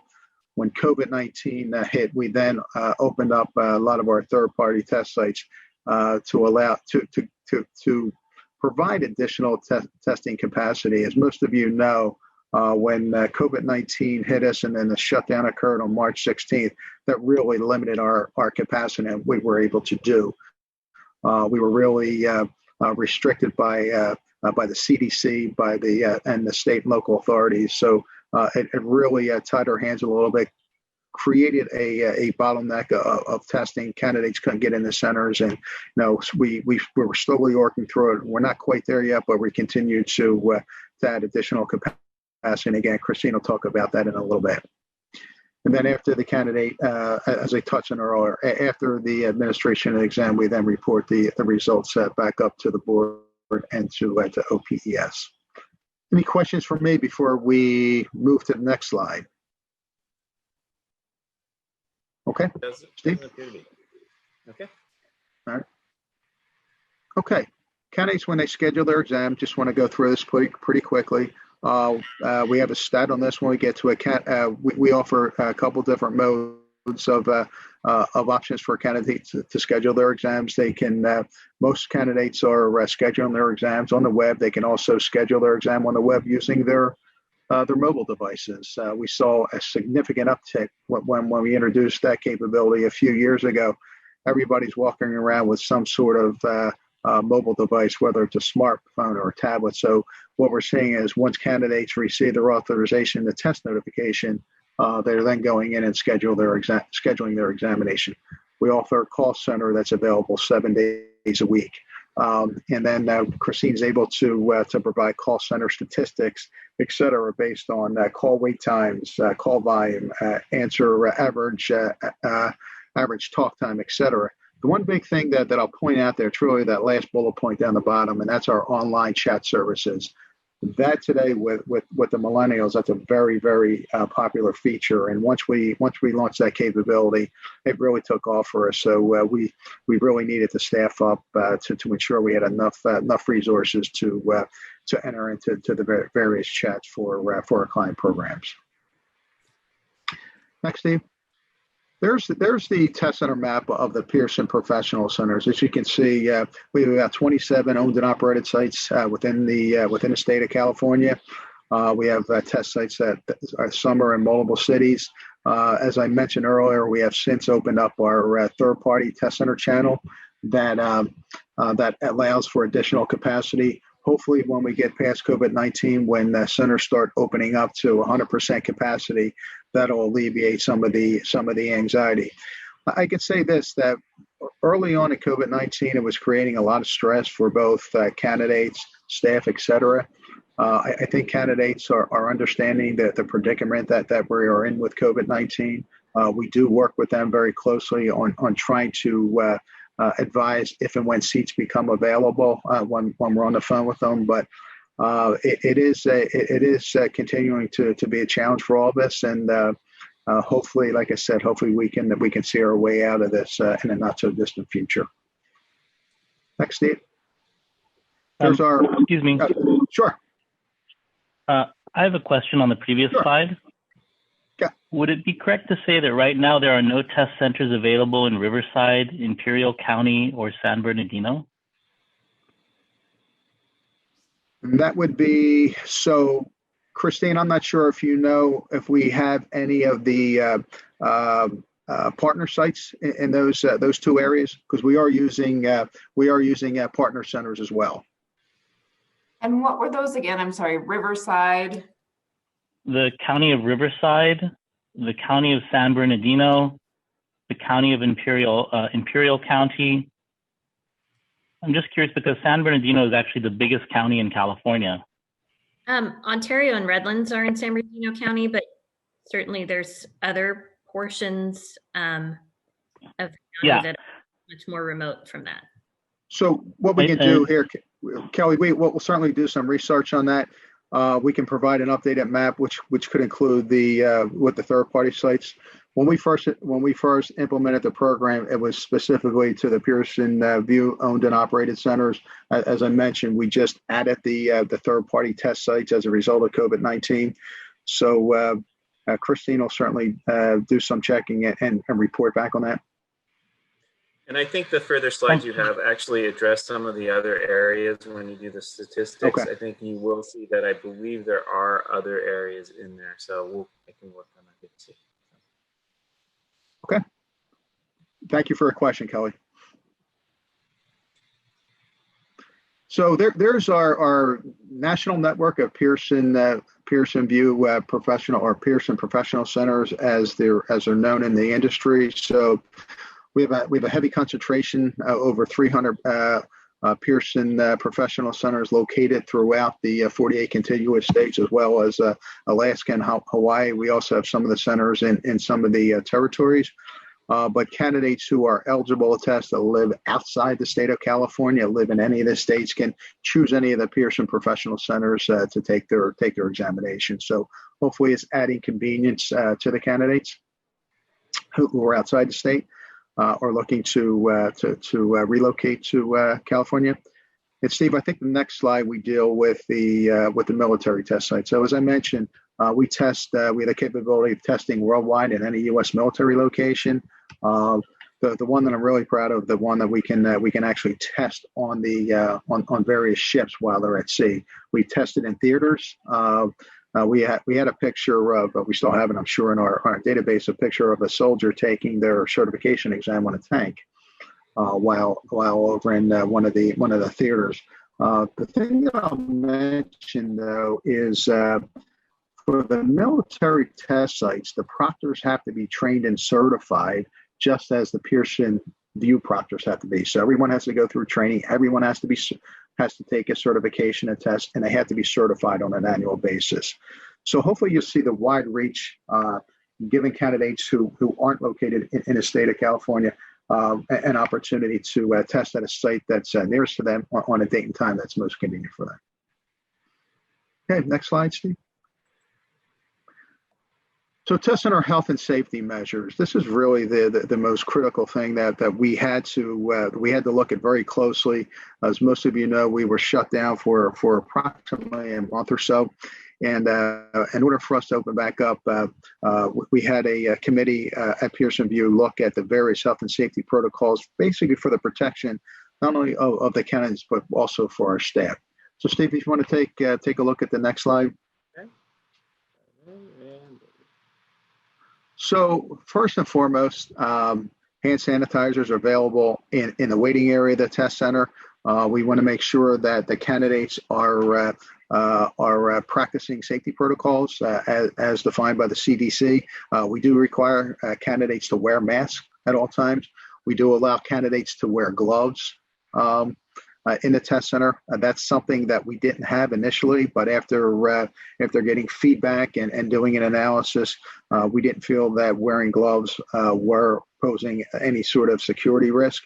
I will say when candidates do come in with a mask, we do ask them to turn the mask down to make sure there's no information being concealed in those masks. Candidates are reminded to use the hand sanitizer, use asking them to wash their hands. We're also enforcing local social distancing requirements. I'll tell you this, though, we certainly follow the CDC guidelines. There's also state guidelines that come into play, and also local guidelines that come into play. So there's three factors that really that we really have to follow in our test centers. All the work surfaces are wiped down at the end of each test administration. So when a candidate gets up, one of our proctors will go in, they'll wipe down the work surface, wipe down the keyboard, wipe down the monitor, wipe down the chair, making sure everything is sanitized for when the next candidate comes in to take their examination. Next, Steve. And then here's our commitment to BBS and all of our clients.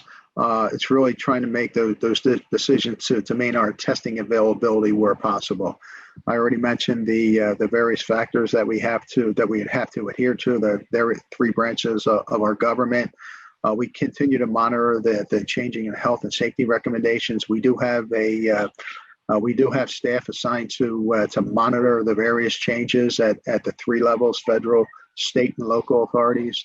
We do get information that could be published out on a daily basis, which would seem to be the fact when we first entered into COVID-19. It seems to be over the course of the summer, it lightened up a little bit, and it seems to be picking up as we go into the fall and winter months. Next slide, Steve. So that's my portion of the slides, and before I turn the floor over to Christine, who will talk about the operational statistics, I'll open it up to anybody who has questions for me before I turn it over to Christine. I actually do. Hi there. Thank Hi, you. Max. Thanks for the presentation. I have several questions, so I was holding back because I didn't want to interrupt the process and the flow, but maybe this is the right time since we're going to some of the numbers. Is that okay? Okay. Certainly up to you, Max. Okay. So one thing I know the reason why you're here also is not just because we have new board members. This is very beneficial for all of us to get informed about the process, but also because we received a lot of concern from the public. One of those, can you explain a little bit more? I know that was shared to us and I'm aware of, but I would like the public to know, what is the reason why, for instance, we can't provide virtual testing? A lot of people came forward saying, well, it's COVID. Why do I need to risk my life to go in a place that even when apply the right procedures, why cannot get tested while being at home with the technology that we have right now? Can you speak to that so that people are a little bit more understanding the reason why that's not a viable option? Steve, do you want to take that question? Well, I think, I think Pearson does have the ability to do that.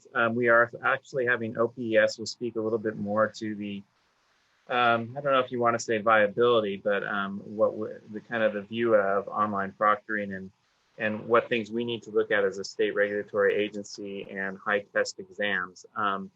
I know I can speak from a process type of policy point of view in that although online proctoring or whatever you want to call it is possible internally with the board, even if we were to proceed down a pathway to consider that for our exams, it would still take about a year, I would imagine, first of all, to agree to that and then actually get it up and running. So I know that a lot of people are concerned about that, but the way I'm kind of looking at it is, even though it exists out there, and it's still being tested, and there's people can point to other types of agencies that are doing this, and there's been some failures and such. So, even if it exists out there, it really would not help with the current situation of being concerned about actually having to go into a test site. So, practical point, that's where I speak from. I think OPS will be able to kind of speak more to why we would be very concerned about doing this on a high stakes exam, which is kind of our clinical exams and such. It's just not a good format to really have that security and to keep the integrity of the exam. It doesn't have that functionality yet, in my opinion. OPS, yeah, Steve, And Steve, I'll just add to that, and you're right. So Pearson VUE does have the capability of doing online proctor testing. We do a lot of it, especially with COVID-19. There are inherent risks with doing it with high stakes examinations, not only from the risk of security and getting content compromised. So for example, we're all working in our homes. We're all have the control of our own environment. When you go into a test center, we control that environment, so we can control making sure candidates aren't bringing any sort of electronic devices. Why we do that in online proctoring? I can certainly have a camera behind me, and you can as well. You can have you can have an audio device. I mean, there's various mechanisms that pose as a security risk with online proctoring. Now, that's one component. Other component too is if you're taking a high stakes examination online in an online proctored environment. In today's environment, you have your spouse or significant other working from home. You potentially have children at home. You have a dog at home. The environment can get very chaotic, right? Not be conducive to take a high stakes examination. You can have bandwidth issues. Not all Wi-Fi is created equal. So there's a lot of things that factor into it. Yes, it can be done, and we'll continue to have those conversations with Steve. Heidi and I had a conversation not too long ago about it as well. The technology's out there, but it's not just a technology-driven solution, Max. I appreciate that. Thank you for taking the time. It's really important for the public to really understand the possible challenges, the reason why certain things have been taken in consideration versus others. So that really helps. Again, to echo some of the concerns that came to us, if you don't mind, I would like to. There were other concerns. I think one person expressed it here on the public, but also through social media. There are other inquiries about when COVID-19. I know that you're following CDC guidelines, so what I'm seeking is more reassurance, because there are some counties, even here in California, I cannot speak for other places, where they implemented restrictions or safety practices in a different time. So for instance, we know that there are some areas still right now in perhaps Orange County or Imperial Valley where certain they're not reinforcing requirements. So I would like to make sure that our audience knows that everywhere they walk in Pearson VUE right now, they actually had the opportunity to be protected by wearing the mask. Their masks are mandated, because I know we received some complaints that people felt unsafe to go in an environment where some were wearing masks, some didn't, and there were no enforcement practices because in that particular county, the wearing the mask was not a requirement. So I just would like to make sure that people feel safe and they can count on you so they don't have to fight their own battles when they walk in and they see someone without a mask. That really nobody will be allowed to go in those circumstances. Is that true? That is absolutely true, Steve. So we have our attorneys and staff members that are constantly monitoring and working with CDC, state and local authorities on requirements. I can assure you this: we do not deviate from any of them. If there is no mask, you're not permitted into a test center. No questions asked. So again, we need to protect candidates. We need to protect our staff as well. So that is a non-negotiable. You come into a test center without a mask, you are asked to leave. You are not permitted into a center without a mask. Thank you, Tom. Thanks. That's good to hear. Last thing, just recollecting the past conversation we had. How long does it take for anyone to book a test? Because I know there were a lot of complaints and concern about the fact that with COVID, we didn't have enough. They didn't have the time to book. They couldn't reach out to the actual numbers available. So there were a lot of complaints coming this way. So how long does it take for just booking the text? More or less. I can speak to that, actually. Go ahead, Steve. So actually, I was going to be talking about this a little bit later in the operations report and the exam report, but currently right now, we are closely monitoring inside the board to see of availability of exam sites. And honestly, right now, we're looking at test sites are booking up through February now. So it can take to February, March right now to get an exam. That being said, we are at our normal, almost normal capacity. Like for this period of quarter, we're back up to giving about 4,000 exams, which is comparable to last year, pre-COVID. So things are somewhat normal, getting normal out there. One of the things that we are really trying to put out there on social media and stuff is that if you need to take your exam, if you're coming up against that eligibility end date, check the Pearson VUE. It's a great site. Check the Pearson VUE scheduling site every day for an exam. You know, I've noticed that so as I said, you know, you might have to go out till February or March to actually get a date to take the exam. But if you're ready to take the exam, there's also cancellations that are happening next week. So we seem to get a lot of cancellations, you know, 2 weeks before people start canceling their exams if they can and start scheduling further out. And that's really kind of indicative of I'm sure it's with other exam candidates, but we do get a lot of people that cancel last minute to extend their date out further. So if you are running up against an eligibility date, I would strongly recommend, you know, checking every day, expanding your site, not just to the 2 or 3 test sites that are near your house. I would just go down the line and check anywhere you can. So wonderful. Thanks, Steve. That is really helpful. And last questions, and I see Christina. How many, I know that each site is different because obviously some sites are bigger than others, so smaller than others, but they're still enclosed space. Do you have a number for each site? Do you limit the number of people that are coming in? And do you have a number, an estimated number, how many people can take the test at the same time on that given location? It depends on the local guidelines. Christine, I'm not sure if we have those numbers available, but each one is different, Max. Right. Sure. I was just going to say, right, we're at 50% reduced capacity for social distancing to make sure there's enough room. Each test center has different workspace, different numbers of workspaces. I can certainly get some information to Steve on how many they have total and what we are at 50%. So if they had 24 normally and we're doing 12, I can send that information to Steve to give you a better idea of how many can test. Christine, thank you so much. And now there is Christina Wong that had a question. Thank you. So Steve, I'm so glad that, you know, you clarified to the public about, you know, that normal 3 months wait period, you know, from, you know, the, you know, like right now, you know, you're booking through February. So it's about 3 months.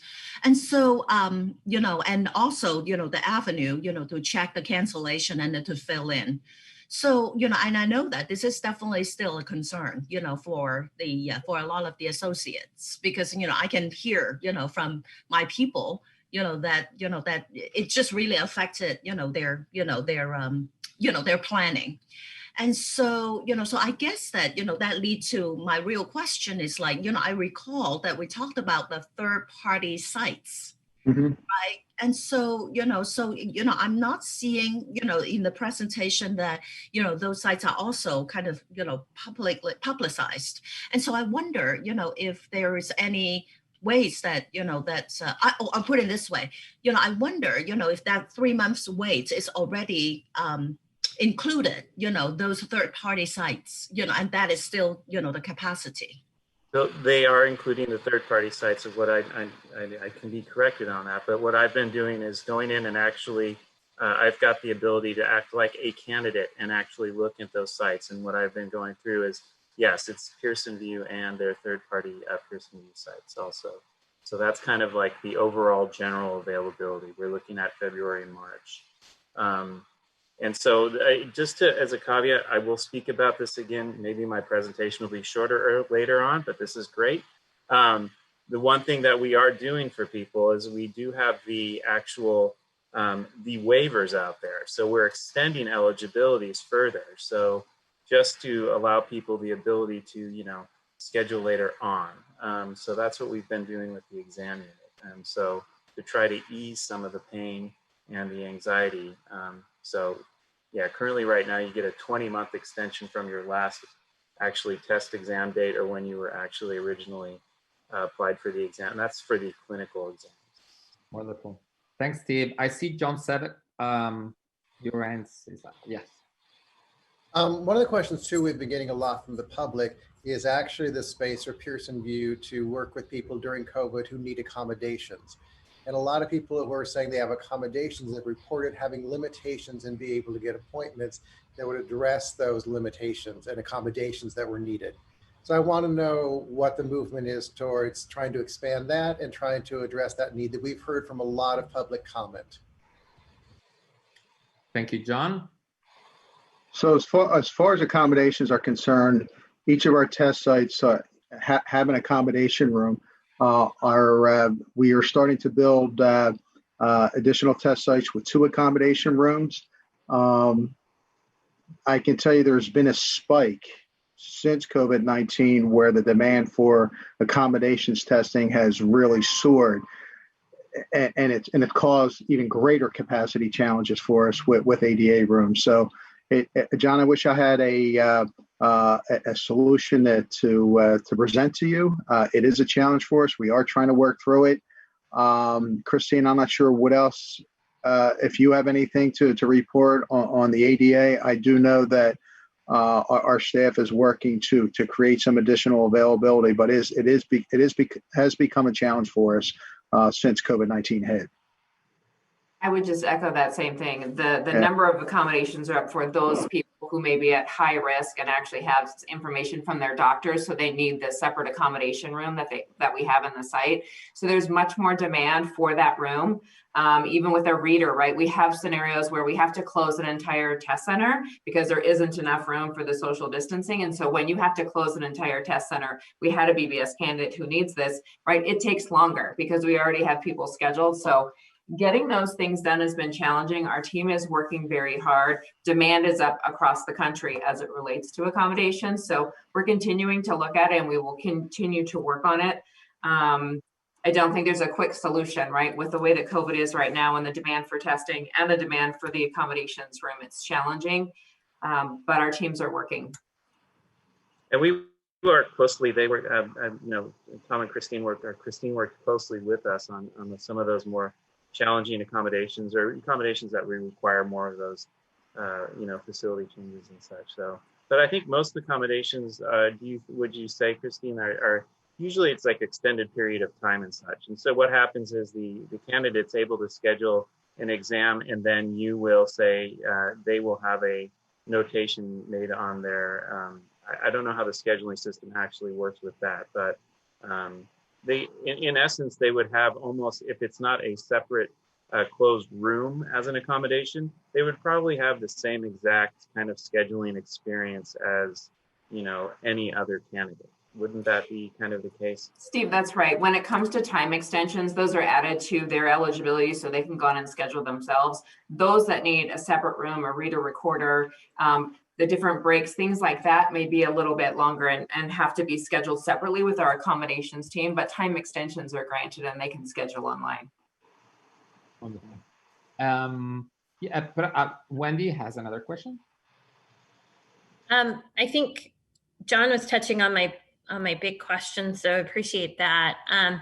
Just kind of building on that, are there, and I'm sure this is happening, but unfortunately, I think we've seen some economic impacts of COVID resulting in some sort of vacant retail and office space. Is Pearson View looking to use any of that currently vacant space temporarily to increase the facilities that are available for accommodation space?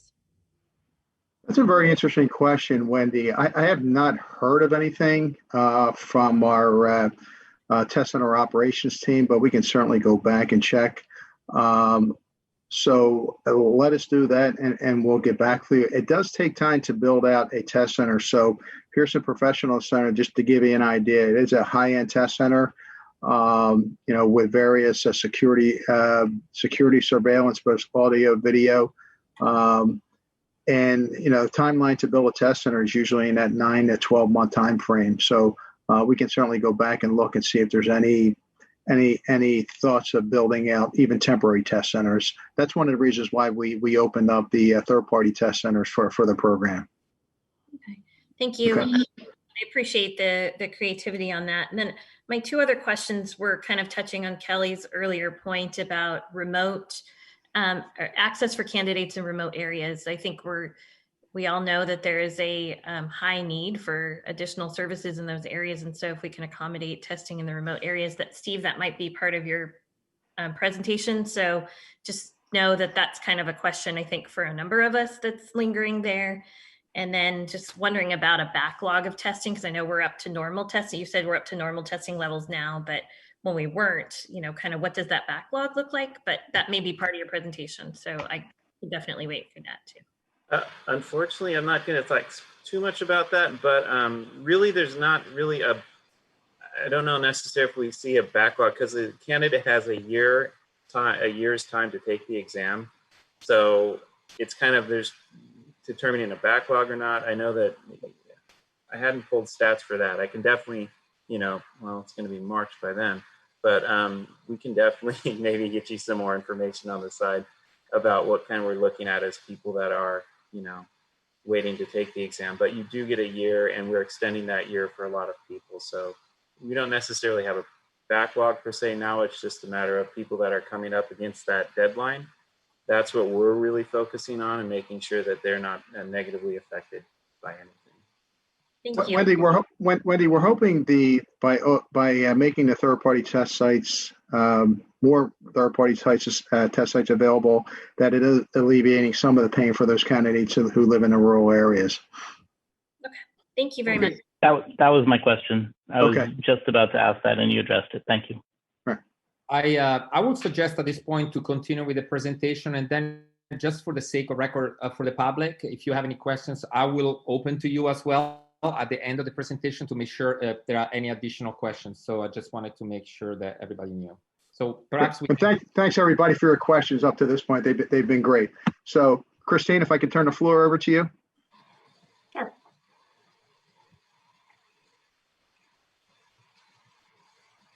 And Steve's going to reshare that presentation. I'm sure I can tell. Oh, I'm sorry. I thought it was on. I apologize. I'm like looking at him. Aren't I sharing it?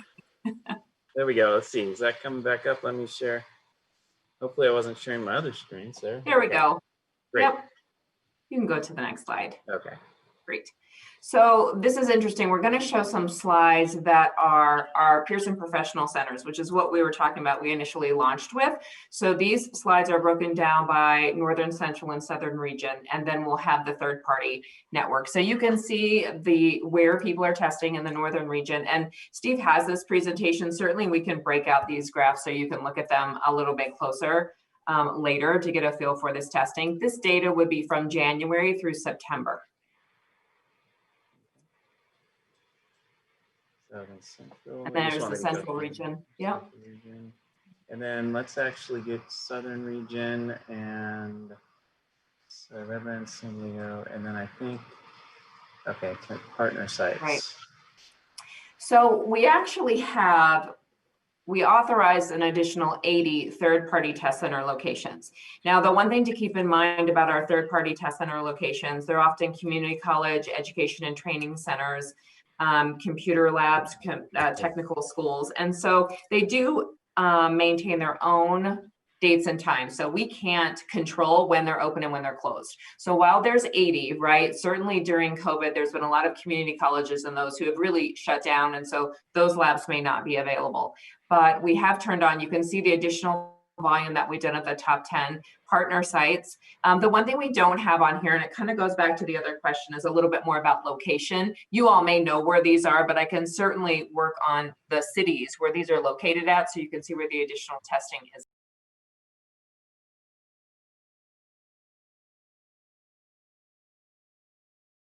Okay, everyone, we are here back in sessions of the Board of Behavioral Sciences. Today is November 6th, 11:45. We apologize for the interruptions. There was some technical difficulties. And we're back in with our presenters from Pearson View. We were actually in the middle of the presentation. Before we do that, I know that there was a board member who had a statement to make. Kelly? Mr. President, this is not the first time this has happened to me. And it wasn't technical difficulties, it was racism. It is important to acknowledge that the Zoom bombing which just occurred is not random. It has occurred at SDSU, It's occurred in the dissertation defense at Long Beach. It occurred at UCLA. It occurred at USC. It occurred in the California State Bar hearings.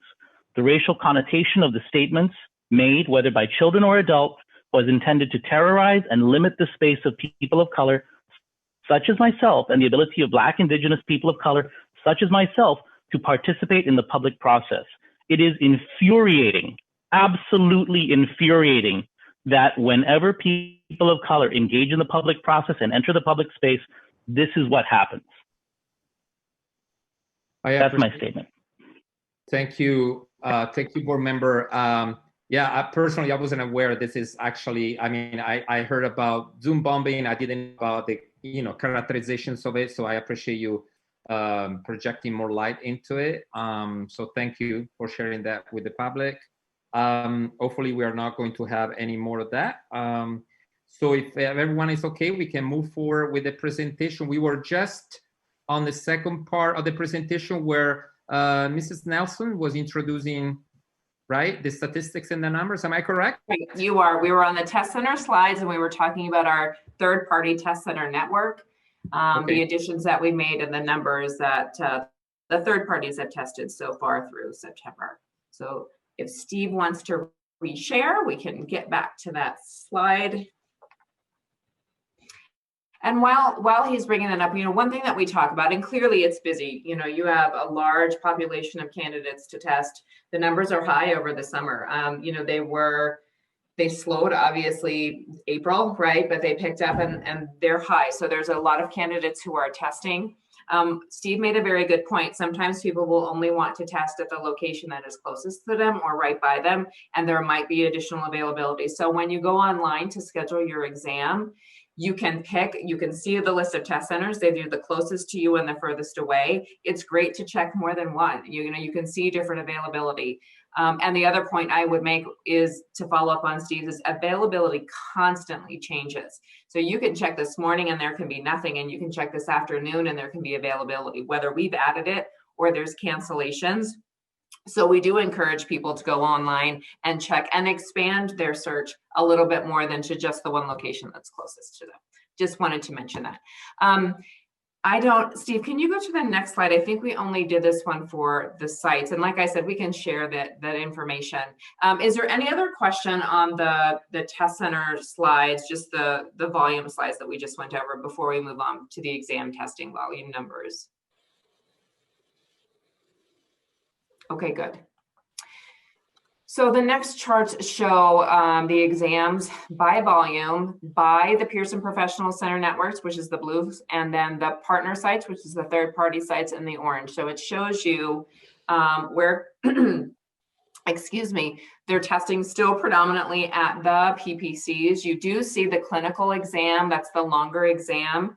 That one is testing more at third parties as well because they're getting better availability for the length of those exams. I have to tell you, this slide is extremely impressive. So your candidates, 94% of your candidates are scheduling online, which is the best way to go. Call center hold times are long. They have been since COVID started. We've had to move people from home and do all of these different things, but the majority of your candidates are not sitting on phone on the hold. They are online and they are scheduling their exams. We generally say 80% is fantastic. To see a 94% number is amazing. So that's a really good thing that they are utilizing the web to schedule their exams. They can see their own availability. They're not waiting on hold and having somebody else check for them. This is our candidate satisfaction survey. This survey presents once the candidate has finished their exam, completely finished their exam, to give us the feedback on what we're looking for on how things are going. Again, I would say during COVID, these numbers are really good. When we get to 90, 92, we generally start to look at things. I would say to see these numbers during the COVID pandemic and the satisfaction rates as high as they are. I know we hear negative things, like we hear the negative voices very loudly. Often people don't say a lot when things are going well. So I just want to point out that there's a great response to these questions at the end of the candidate's testing experience. I would say the testing system working well. As I was looking at that, that's the one that jumped out to me a little bit. I think some of that has to do with it's a little bit different than the prior vendor, but also in our third-party locations, there are occasions where there are technical difficulties. Our PPCs are built specifically for this purpose. We generally have very few technical difficulties unless you have weather events or power outages. Those things happen, but the systems are generally okay. I have seen some escalations where, it just stopped working or the screen froze. And so I think that may be some of that, and part of that has to do with our third-party sites. But again, the number is still really good. Any questions on this slide for our survey? Now, Ms. Nelson, if it's okay to suggest that perhaps we should just go through them and then we collect all the questions, if it's okay with you. Absolutely. Thank you. We're probably about done. I was going to say we're probably about done. So perfect timing. Any additional questions on items that we didn't address? I'm going to do some additional research on testing locations, the wait times. I will do that and I'll get that information to Steve. Thank you. I just would like to, I know there were some raised hands from the public before we were shut down. Is any way we can, definitely I'm inviting the public to place any questions if there are any. Do we see any questions? I'm not seeing any hands raised. Oh, Kimberly Miller. There we go. Got one. And I'm going to, Kimberly, you can speak. Hi, my name is Kimberly Miller. I'm the one that, I'm going to fix my screen here a little bit. I think I'm having a little bit of, oh, there we go. Okay. You may not be able to see me that good, but okay. So I am an associate clinical social worker that has kind of fostered this whole issue back in July. And I have had some people texting me this morning regarding some of the issues that have been brought up on this issue. And one of the current issues right now that they're kind of like standing in awe about it is the fact that Pearson is saying that scheduling appointments and the safety protocols kind of is not agreeing with them at all. And they were saying that they've been unable to schedule appointments to test before their associate license expires. Even with the waiver, that could put them still at risk for their jobs. There's a lot of people facing demotions and terminations due to a 6-year rule that lays in the balance. And regardless of all the waivers that the state puts forward, some of us are in danger of losing our jobs at the end of December. Like, for instance, for me, I did get a testing date. Excuse me. I have to get a drink.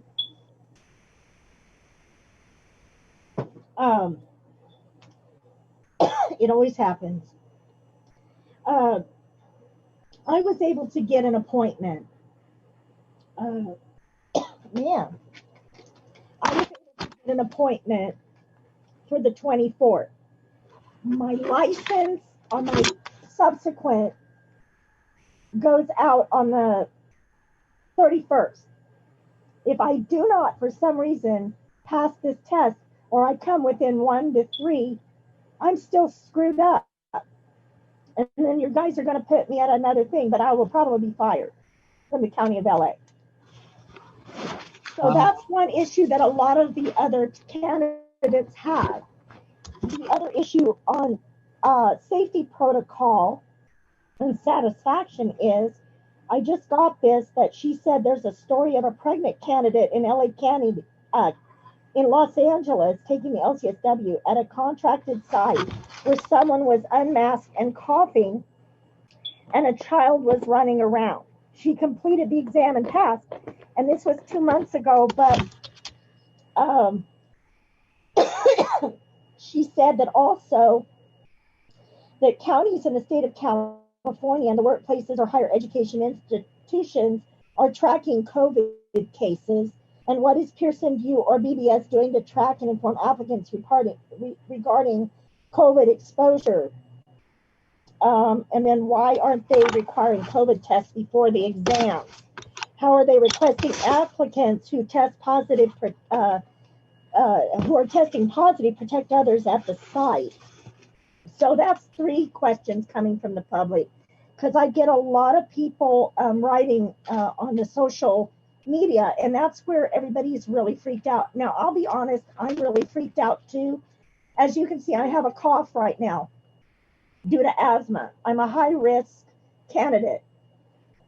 Even with accommodations, I have a fear of the mask. I've been testing with the mask on through, because I do get additional time in the accommodations. The problem that I'm going to have is I'm having trouble breathing in the mask. Whether it's cloth, it's paper, whatever, I am struggling with it, and it really makes me feel claustrophobic. And this adds to the anxiety. And this is some of the things that everybody's sharing, the equal issues about not trying to at least consider the online Proctor testing, which I have had 610 signatures through the change.org and growing across the country, not just California. And so not a lot of people are feeling good about coming on to talk, but I'm out here advocating and fighting for our health issues. And then the other issue is that there are cancellations happening beyond our control. And then once they cancel, people can't get another date until into the next thing, which is, again, conflicting with their issues regarding a new appointment date, not until February or March. You know, that's kind of scary because there's a lot of people waiting for promotions, or they're going to get demoted or fired. So this, and I don't know how the board can protect us and our jobs, because I don't want to lose my job over a licensing exam. I appreciate you, and I mean it, sharing your concern with us. I need to invite the public to focus to the questions. Otherwise, going beyond the time that usually is 2 minutes is problematic to allow everyone to speak. So, Ms. Miller, thank you for sharing those concerns. I perhaps can give the word to Christine or Tom if you would like to address some of these concerns now. That will be, and I'm sure a lot of listeners would like to hear as well. Sure, thanks, Mac. I'll address the test center. We haven't heard any complaints directly from candidates regarding behaviors at a test center. If it's a third-party site, we will immediately discontinue working with that site to administer the examinations. They're well aware that masks are required at the test center as well as our own staff. Children are not allowed in the testing facility. So I have not heard anything along those lines. I don't believe Christine has either. We take this thing very seriously. It's not only the health and protection of candidates, but also our staff members, the staff members of our partner test center locations. It's something we take very seriously and very concerned about that accusation. So any additional information you can share with us would certainly be appreciated. And Max, I'm not sure if they can forward that up to you or Steve, and we will immediately look into any allegation along those lines. It's certainly something that's not going to be tolerated. No, I'm sorry, go ahead, Steve. Go ahead, Steve. I was going to say, just to follow up on that, yes, we have had not any complaints like that, but I mean, just in the background, Pearson's very good at if there's issues that come up, or if we actually get reports of something like that, very good at investigating it. Their staff has a great process of actually going through and documenting everything that happens at a test site, if anything is very, out of the ordinary. So we get those reports too. And just to say, I mean, this is a very fluid type of situation. We've never been through it before. So we have had, cancellations. What we will do on the back end is make sure that we're not taking the ability of somebody to be able to test away from them. So we will work, we have to honor those expiration dates. But that being said, we do have a legal obligation, I believe, to give the candidate at least a year to examine. So we will look at that to see on a case-by-case basis, just to make sure people get their year's time to actually take the exam. And it's unfortunately in the past few months, we've been flooded with inquiries, but staff has been doing an excellent job of starting to open up the communication more and being able to address those on a faster basis. So I'm just hoping that, people have had concerns that may be anxious about the resolution are finally getting some resolution. And we're going to keep working on that on a daily basis. Thank you, Steve, for addressing that. And I can also add, if I may, that in few occasions, I was the recipient of some of the concerns sent to me as a board chair, and I forward those concerns to Kim at the time.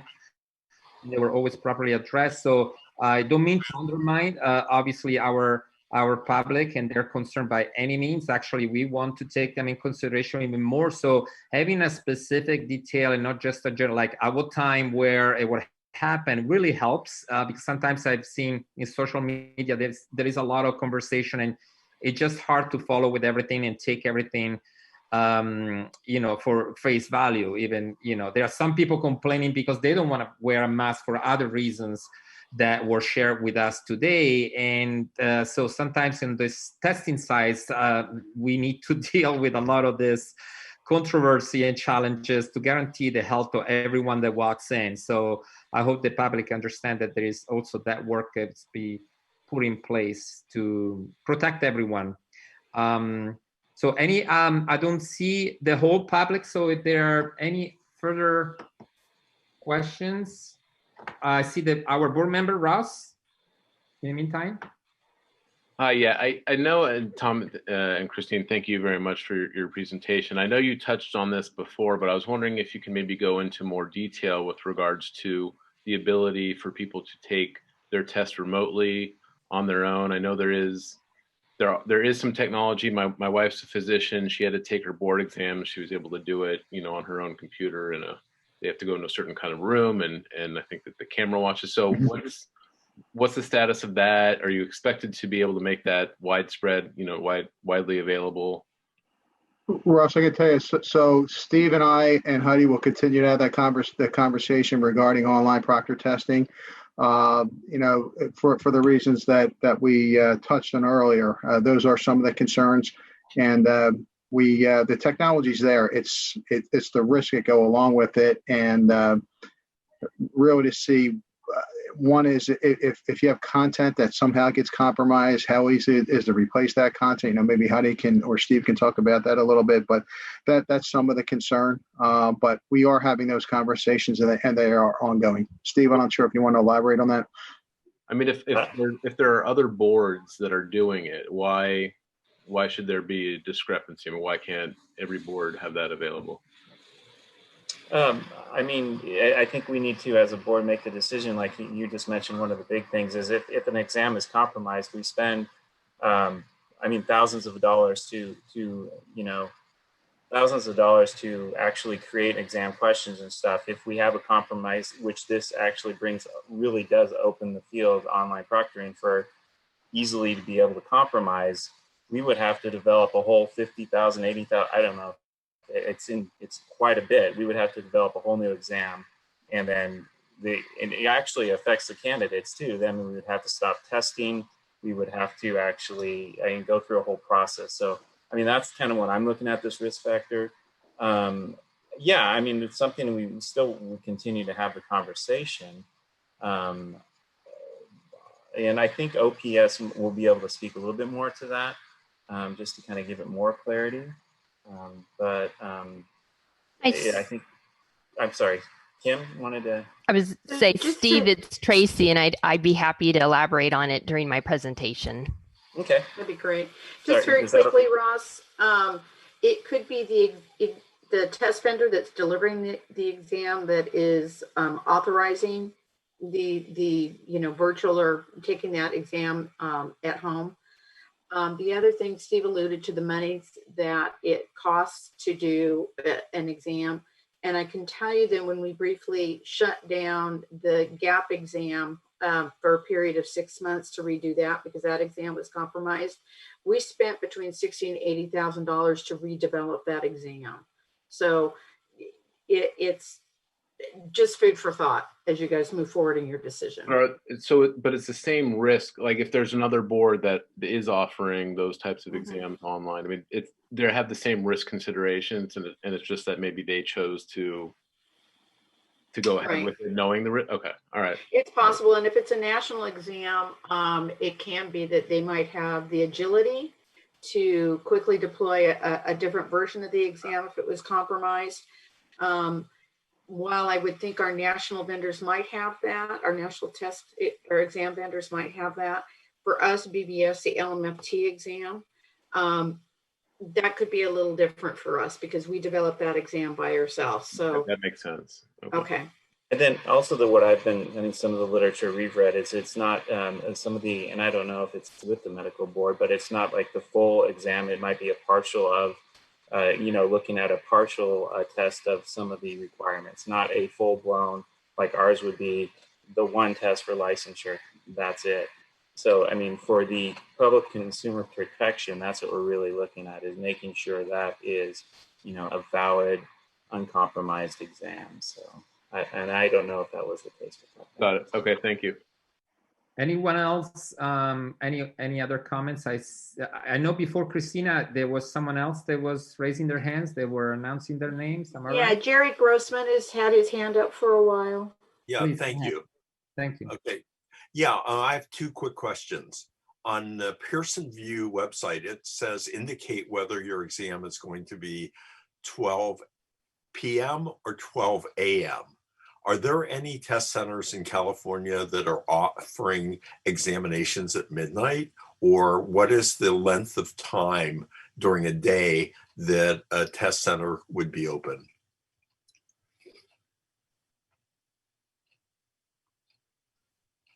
I'll speak to that. We've actually added the hours where we have people. We have some sites, Pearson View sites, that are pretty much open except for an hour to give people a break, because since we've had to condense the amount that we can deliver in a test center, say if they had 24 seats to 12, we've expanded the time that they're open. So it's very possible that there could be ones that are open late into the evening and early to the morning because that's the only other way for us to expand availability, is to expand the hours. Okay, so that is happening in test centers in California. I'm going to confirm. I believe that there are some, because I've been in contact with the test center manager in California, but again, availability constantly changes. So I'm going to look at availability after our meeting here today and get a little bit better picture of the sites, the amount of seats, and then the open hours. Okay, thanks. And then another very quick question. Somebody comes into the test center, they're wearing a mask, but an hour into their exam, they decide to take it off. What would be the Pearson View policy regarding that? Sure, we've had that happen. I can speak to that, or Tom, if you want to. No, okay, Christine, you got involved in the middle of that one. So we've had that happen, right? We've had issues where people refuse to put a mask on, and they are not allowed to come into the test center. We've had them come in and sit down and go to take them off. The proctors are watching. They will immediately go on and over to them to tell them to put their mask on. If they don't, then they're going to be excused from the exam. I mean, unfortunately, it's happened. We've had people go in and do that, and it's not just California, it's across the US. They get in and go, look, I don't want to wear it. And I'm not going to lie, it's been difficult for our test administrators, right? It's very challenging right now with some of the behaviors of people not wanting to follow the rules to make sure they're safe and everyone else is safe. So if they did not put it back on, then they would be excused from the exam, and their exam would be terminated. yeah, Jerry, I'll just add to that. There's zero tolerance with regards to the mask, and that goes for our staff as well. So our staff are required to always have a mask on. Okay. Well, thank you both. All right.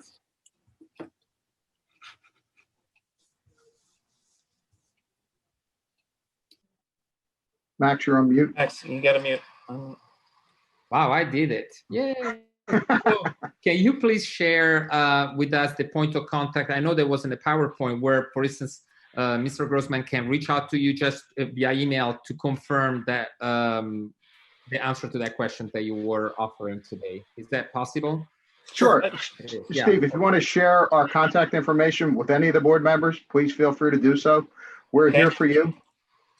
Okay. Okay. That's wonderful. Any other questions from the public before we go back to Christina? I don't see any hands raised. Okay, Christina.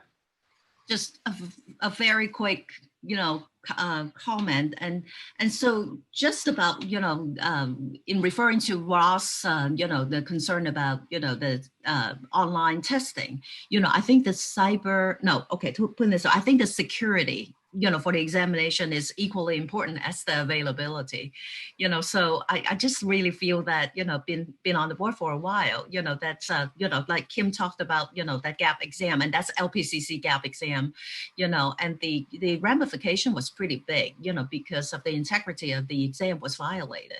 And so I think, it's a really interesting balancing act that how can we accommodate, the licensee, the registrants need, to get tested faster, and yet also we need to, really also protect, the integrity of the examination so that, that it's actually being fair and objective to everyone.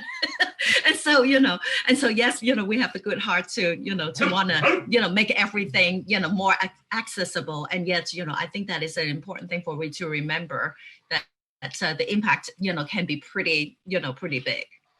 Yeah, Christina, this is Tom. It's a spirited discussion. I can assure you of that, because there are valid points on both sides of it. Wonderful. Thank you all. Anyone else? John has a. John. Steve, I was wondering if when Christine puts together that information about the numbers for California, if you'd be willing to share those with the board members. It is something I would like to have information about to be able to have a more informed discussion going forward. Oh yeah, definitely. Wonderful. Anyone else? Okay. Okay. Well, at this point, actually, Max, Ben Caldwell has a hand Ben raised. Caldwell, sorry, Ben, didn't see you. I apologize. Ben Caldwell. Sure, Steve. Sure. Oh shoot, I got him on. Ben Caldwell, licensed MFT. It's only somewhat immediately related to here, but Kim, since you had made reference to that instance where the gap exam had to be sort of rebuilt because it had been compromised. It comes up once in a while in other contexts about, how does the BBS actually handle breaches of exam security? And I'm wondering, for the sake of those kinds of discussions, is there any place that the BBS has put together in writing? I don't remember seeing it in a newsletter or anything. Sort of what happened with that gap exam? It would have been in 2011, 2012, sometime in there. In terms of it being compromised, being cut off for several months, examinees having to reschedule, the whole exam having to be rebuilt. I think it's a useful cautionary tale if it exists in writing someplace. It does. I think we put some announcements on the website. I think we put it in our newsletter. And if you want to Google or do a license check on our website, LPCC1, that'll tell you all you need to know. All right, I'll track it down. I hadn't discovered it so far, but I may have just been bad at Googling. Yeah. So thanks, Kim. I'll follow up with you if I need to. Okay, that sounds great, Ben. Thanks. Thank you, Ben. Anyone else? Pip, do you see me? I don't see any other hands raised.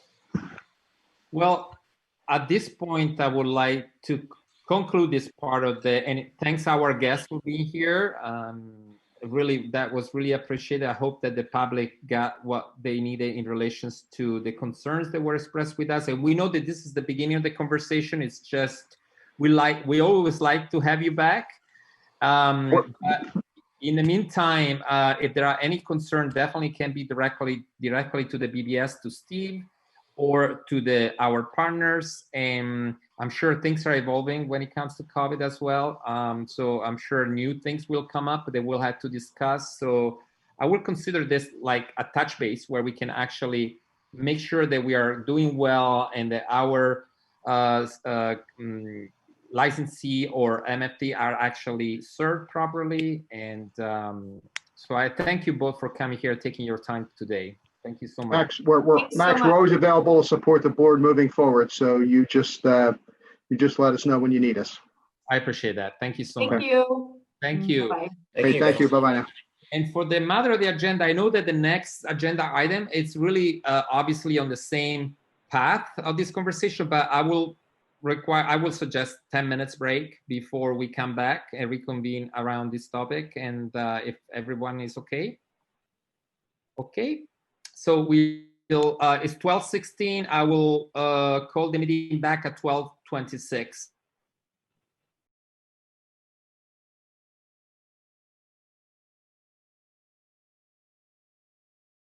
Hello, everyone.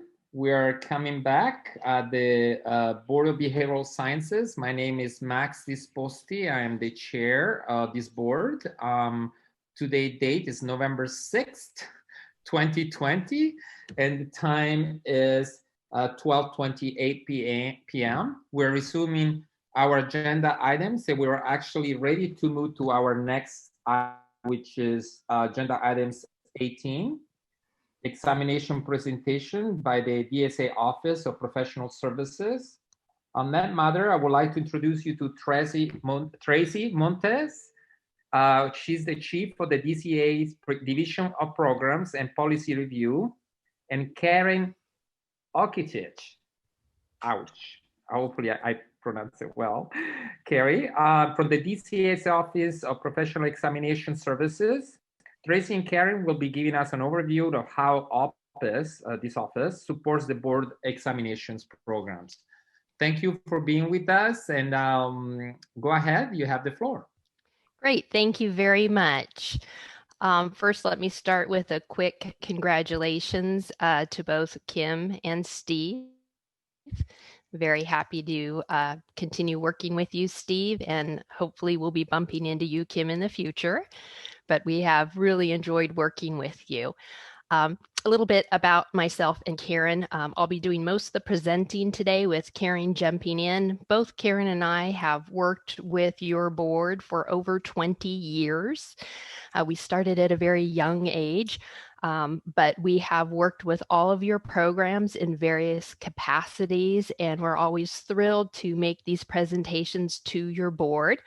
This is a little longer presentation in that we did ask to go into a bit more detail about examination validation, but I will be sensitive that it's been a long morning and I'm sure you're eager to have some lunch.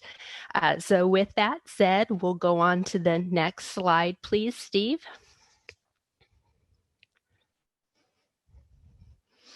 So the Office of Professional Examination Services, we function like a little internal consulting firm that provides various examination validation services to our boards, bureaus, and committees.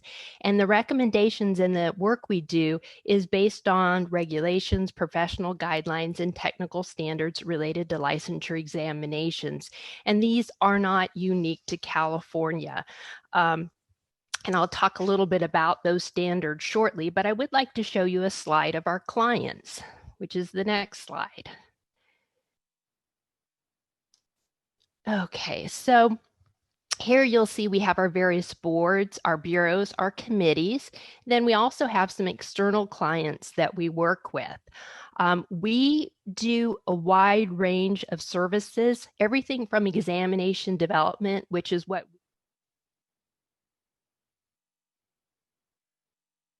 We lost your audio, Tracy. Is that me? Yeah. Shoot. It's frozen. Yeah. It'll come back on. Okay.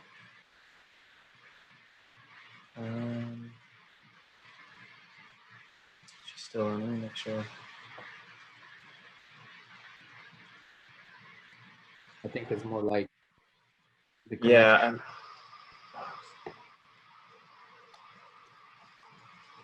I think she might have actually have to log back in here. So,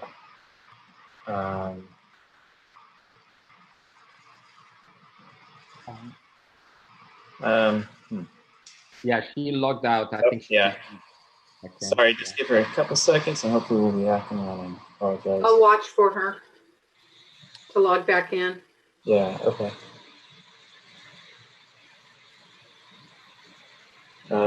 Is Karen?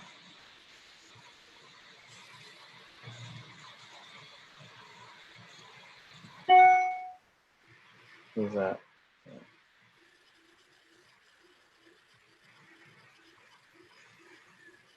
I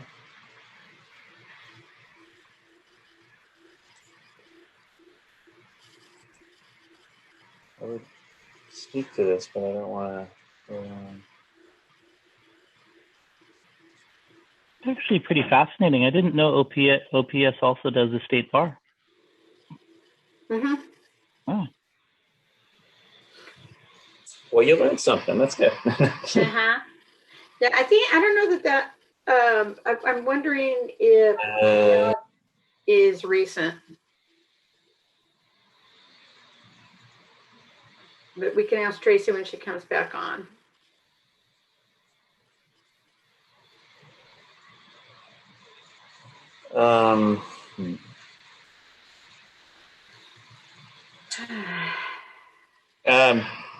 Karen, would you be able to maybe do this slide while we wait, or? I don't know if is Karen Okasich on? This is Heidi. Hi. Oh, Heidi. yay, Heidi can do it. Heidi, I'm sorry. I'm here. If you can talk through this slide. I'll just talk until Tracy gets back on, if you would like. That would be fine, actually. I'm sure she'd be fine for you going through the slide. Okay.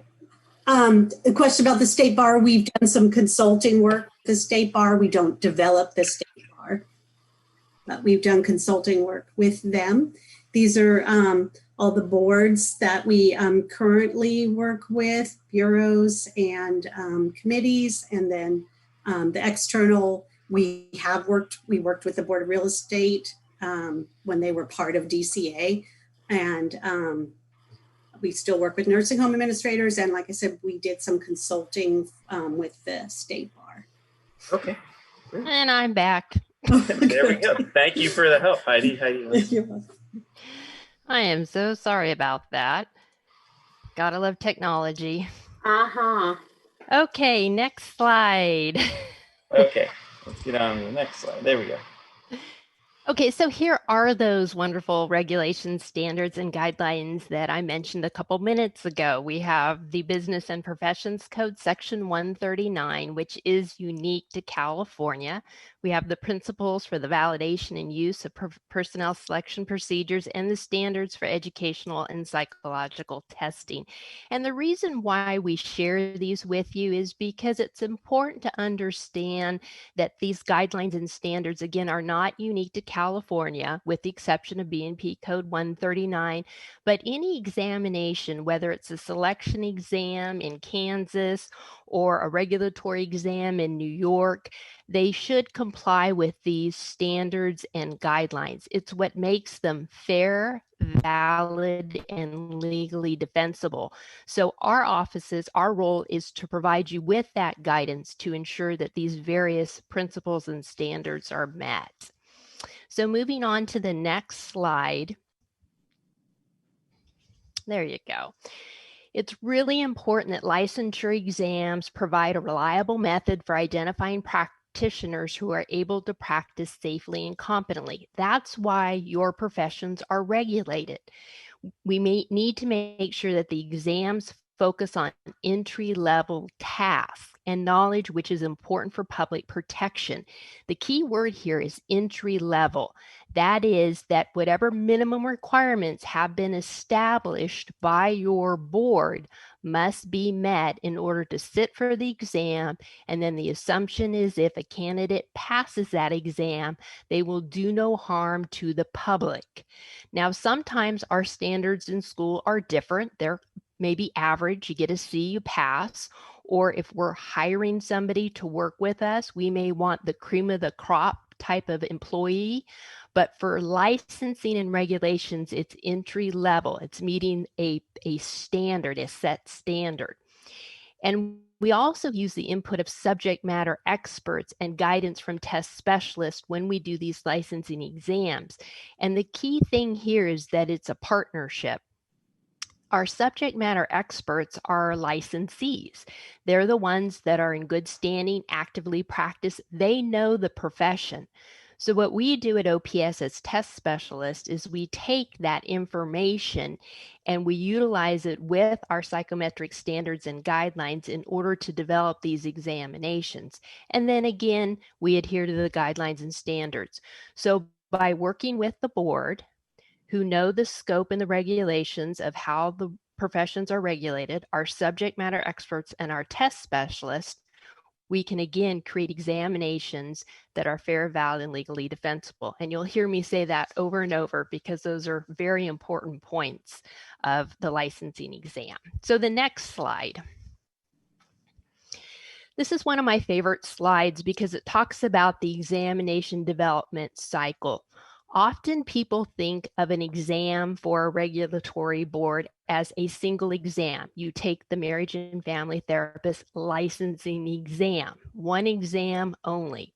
However, there are actually a bank of questions and various forms are developed to create multiple exams. And we do that to ensure the integrity of the process and also to address the security. So you'll see it's a cycle here. It's ongoing. It never ends. And that's, again, to ensure that you have a very reliable and valid product. So it starts with an occupational exam, and that is actually a methodological study that updates the practice within the scope of the regulations.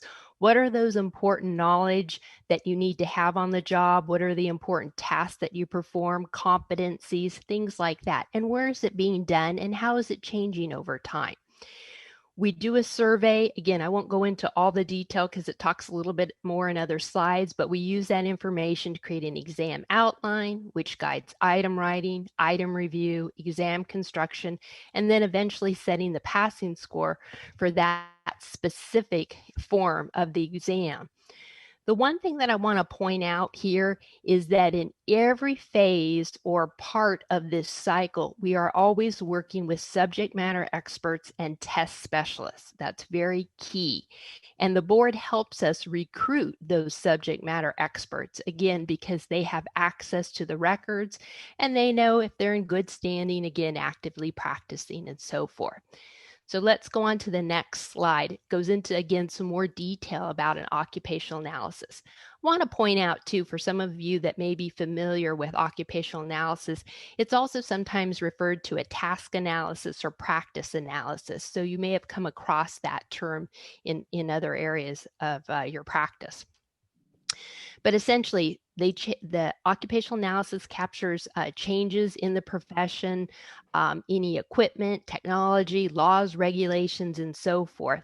And so we recommend that they're done about every 5 to 7 years. That's what our guidelines say.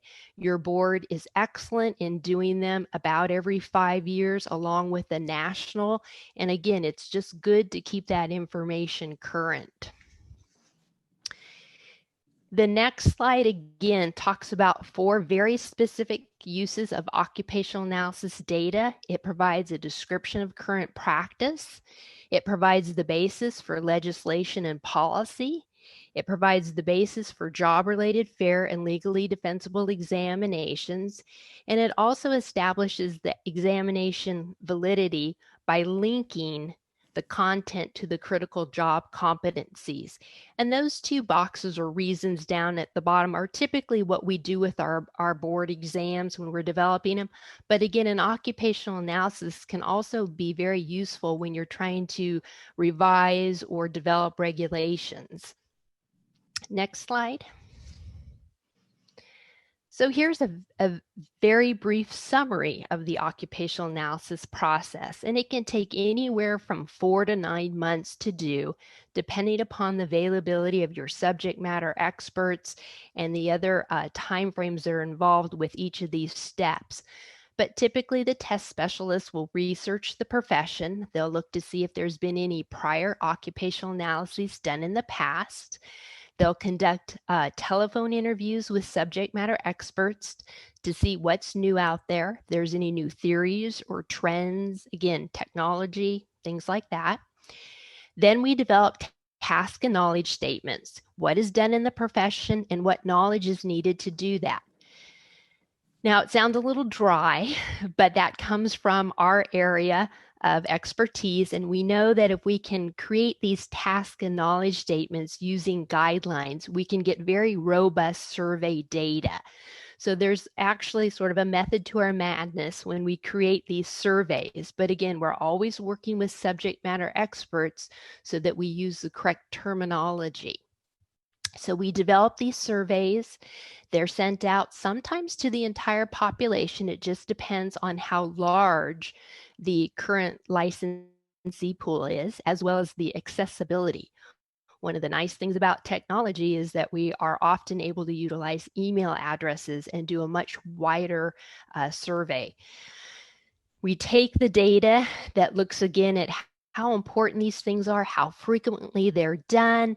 Sometimes we have rating scales that talk about harm. You know, if you didn't know this or do this, what kind of harm would it create? So depending upon the rating scales that are used with these statements, we're going to get a bunch of data.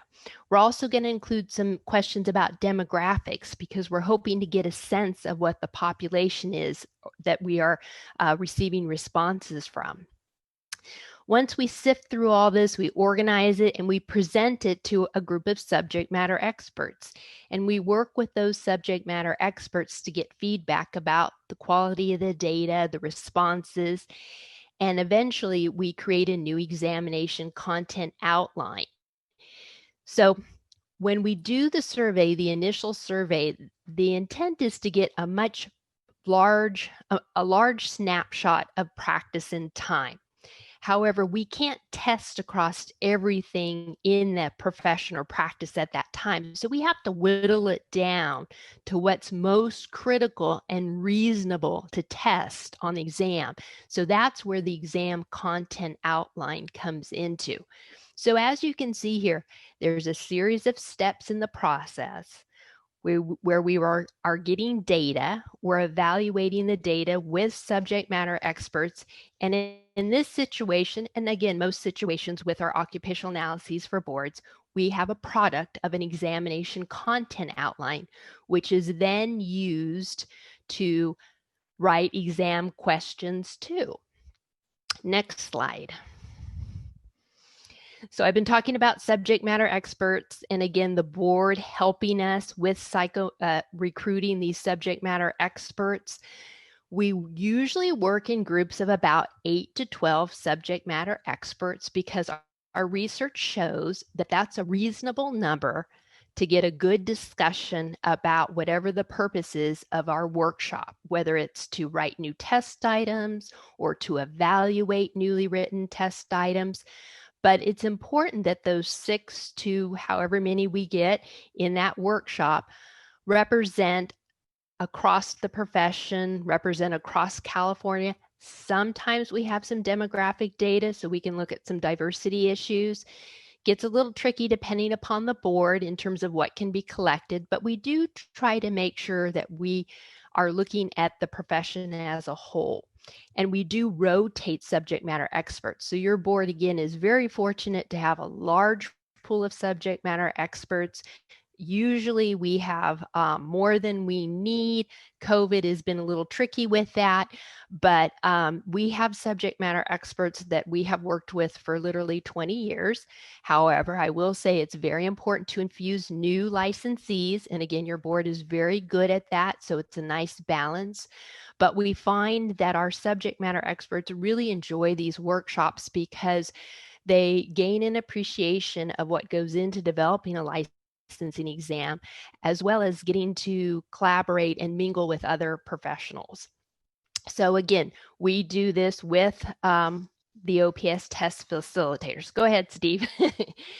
Okay, and again, we do all of this to ensure that the exam is testing what it's intended to. We don't want a marriage and family therapist exam, testing educational psychology.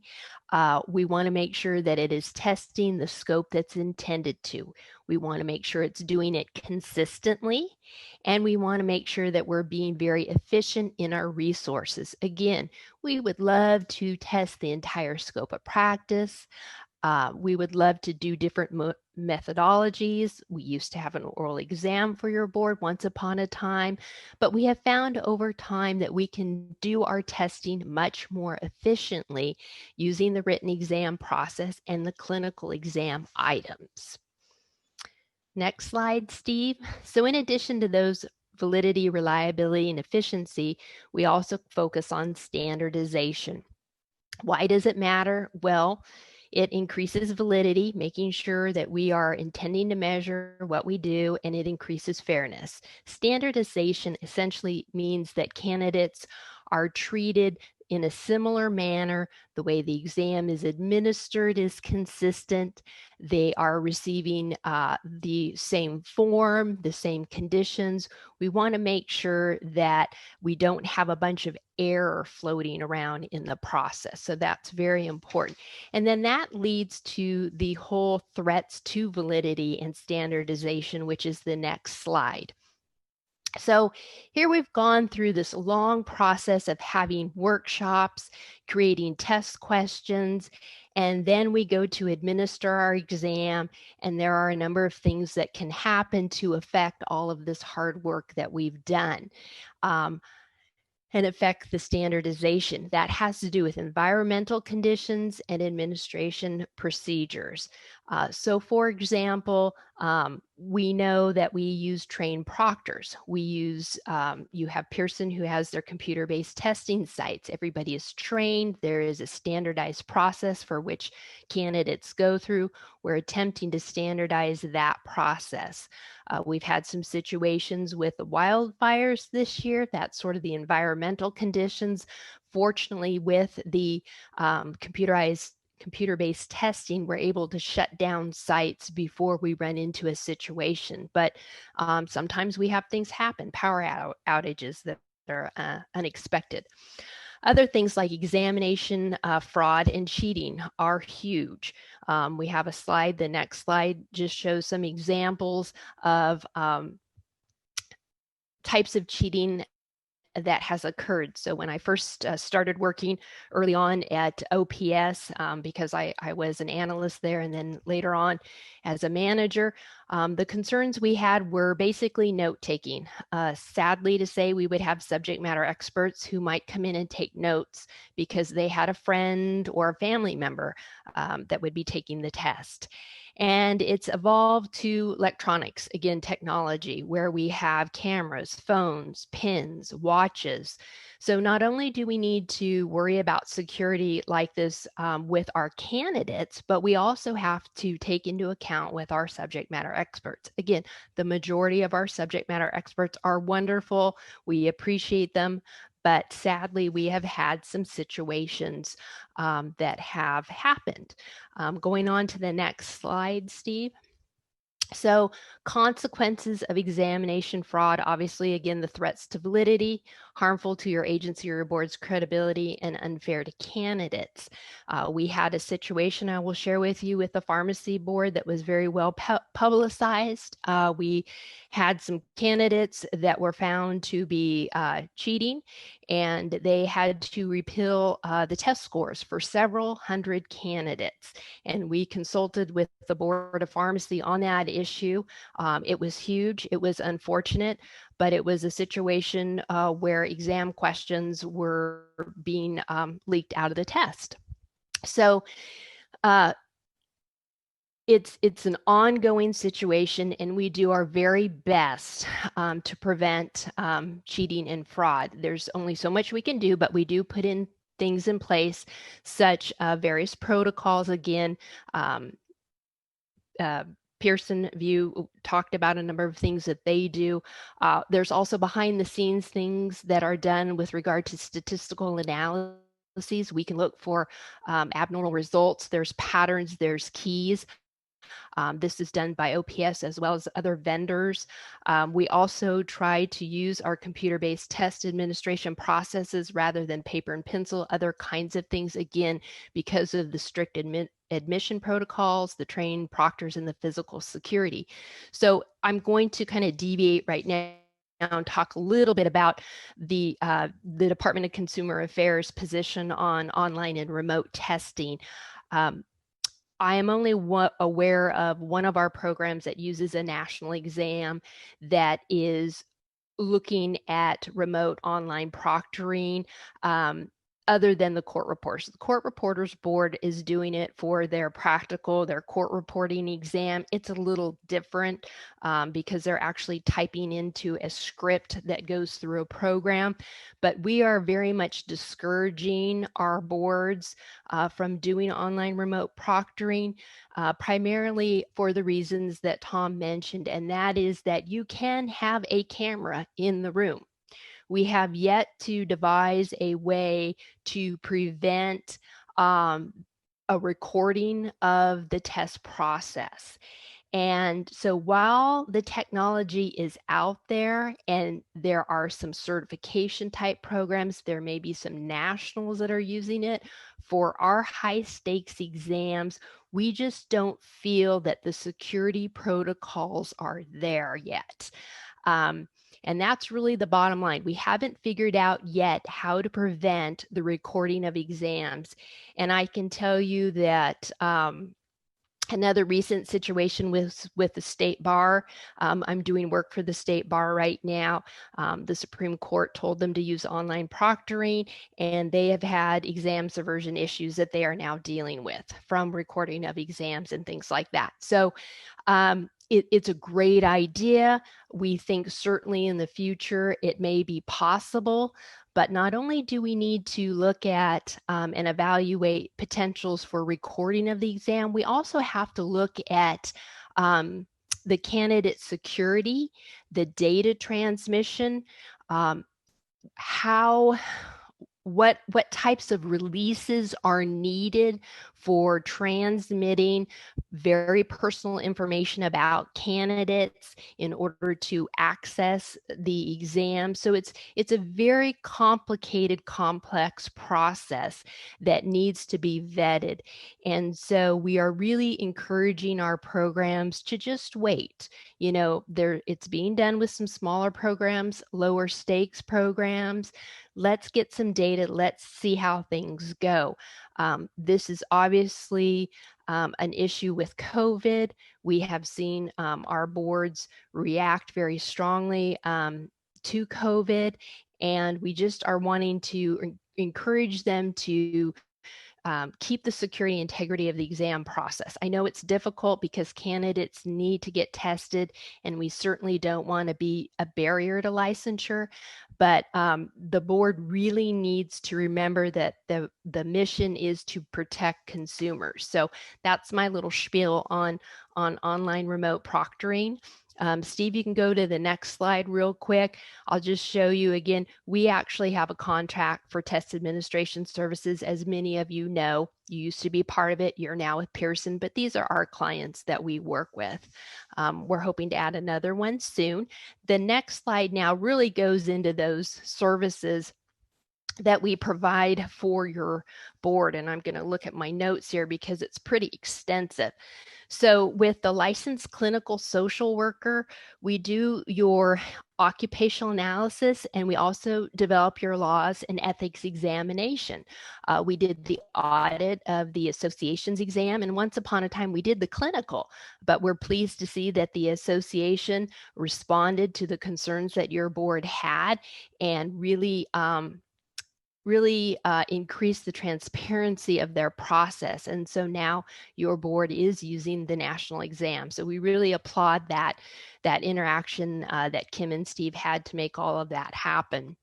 And we also applaud your board too for standing firm and making sure that those very important standards and guidelines were met before the board moved to the national. We also do your licensed educational psychologist exam and the occupational analysis. We do the licensed professional clinical counselor occupational analysis, as well as the laws and ethics exam. OPS was very instrumental in assisting your board with bringing on that examination, that profession, I should say, in the examination program. And then the licensed marriage and family therapist, we do the clinical exam, the law and ethics exam, and again, your occupational analysis. So again, we work very closely with your board and your subject matter experts. We are very committed to the work that we do with your program. Going back to the value of your item banks, probably $1 million at least. Your test questions, the value of them ranges anywhere from $500 to over $1,000, given all of the time and expense that goes to writing test questions. That's why we take the security very seriously, not to mention the consumer protection aspect of it. So we really do try to work with your board to make sure that we give a quality exam, but we're also responsive to any barriers to licensure, because that's part of the fairness issue. And that is one of the things that, again, we really enjoy about your board, because you are very conscious about your candidates and your students. I'm always happy to play the bad cop and remind folks that it is a regulatory exam, and it's very important that standards are met, because we don't want to harm our consumers and our patients. So with that, I'll open it up to any questions. And again, I'm sorry I went rather quickly, but I wanted to be conscious of your time. Well, thank you so much. Thank you. Thank you. I think this is really, really educational for all of us, for the board. I was fortunately lucky enough to have you coming before in front of the board and sharing with us what goes behind the testing. I know in the past we had consumers bringing to our attentions, you know, some of the concern, how many people pass the test, why they don't, and all of that. So we're always very happy to share with the public, you know, what goes behind the test and the questioning, and how many people really work diligently to make sure that we deliver a great product. So with that, I will leave it to my board and the public at the same time if there are any questions or anything that you would like to. Oh, we have a Yes, comment from Ben. thank you Ben for the- Caldwell. Yeah. Thank you, Steve. Ben? Thank you both, and thanks, Tracy. Ben Caldwell, licensed MFT. I've got a few questions, but I'll try to be quick. The first one is, when there are changes in law or regulation, how are the exam questions that would be impacted by those changes identified, and how quickly are they removed? So for example, if a law is going to change on January 1st, are scored items that would be impacted off the test on January 1st, or does it take an exam cycle or two for them to sort of cycle out? Good question, Ben. The ideal situation is to have them removed and not be on the exam. So with a dedicated test specialist, Karen and Amy and the others at OPS, they will be reviewing these law changes against the items in the bank. So although we may not have workshops going on at a particular time, they're constantly working with your bank and monitoring that. And then, of course, we never throw away an item. We try to revise it and modify it. So if there's something that conflicts with the law, we'll pull that out, put it into the hopper for the review workshops. If for some reason an item does stay on the exam and there is a law change, we will not score that. So, and usually we can tell right away, because we'll get some data, candidate data that looks very confusing, and we will do research and find out, oh, you know, that happened to make it on the exam, and therefore we will not penalize candidates. Again, it's very rare that that happens, but I want to reassure you and the board that we do not penalize candidates for questions that are wrong. So if you discovered an instance like that, would you be retroactively changing scores since people get their scores right away? Yes, we would. And we have done that in the past where there's been a situation. Again, we don't want that to happen, and that's our goal by having the multiple workshops as well as having a dedicated test specialist. But certainly we will go back and adjust the scores if we have to. Okay, thank you. There's been sort of ongoing discussion about this over the past few years, so I'm just hoping you can clarify. To what degree is would these exams be considered criterion referenced versus standardized, or in other words, is it based on an external standard that we might get better as a profession at teaching and training toward, or is it standardized in a sense that you're looking for a particular range of pass rates, and you come in with the philosophical assumption that sort of every cohort of examinees is going to be similarly balanced between those who would pass and those who would not pass? So, consistent with with regulatory exams, we use a content-related validation process, and what we do is we look at the content of the job. So there's very specific things that are done and knowledge that you need to perform that. So we look at the content of the job. We don't do criterion because that's a study that for us is beyond our capability. Most licensing exams use a content-related validation strategy. However, as far as the passing score, passing rate part of it, that's why we establish a new passing score with every form, because we recognize there's going to be fluctuations in the difficulty of the exam.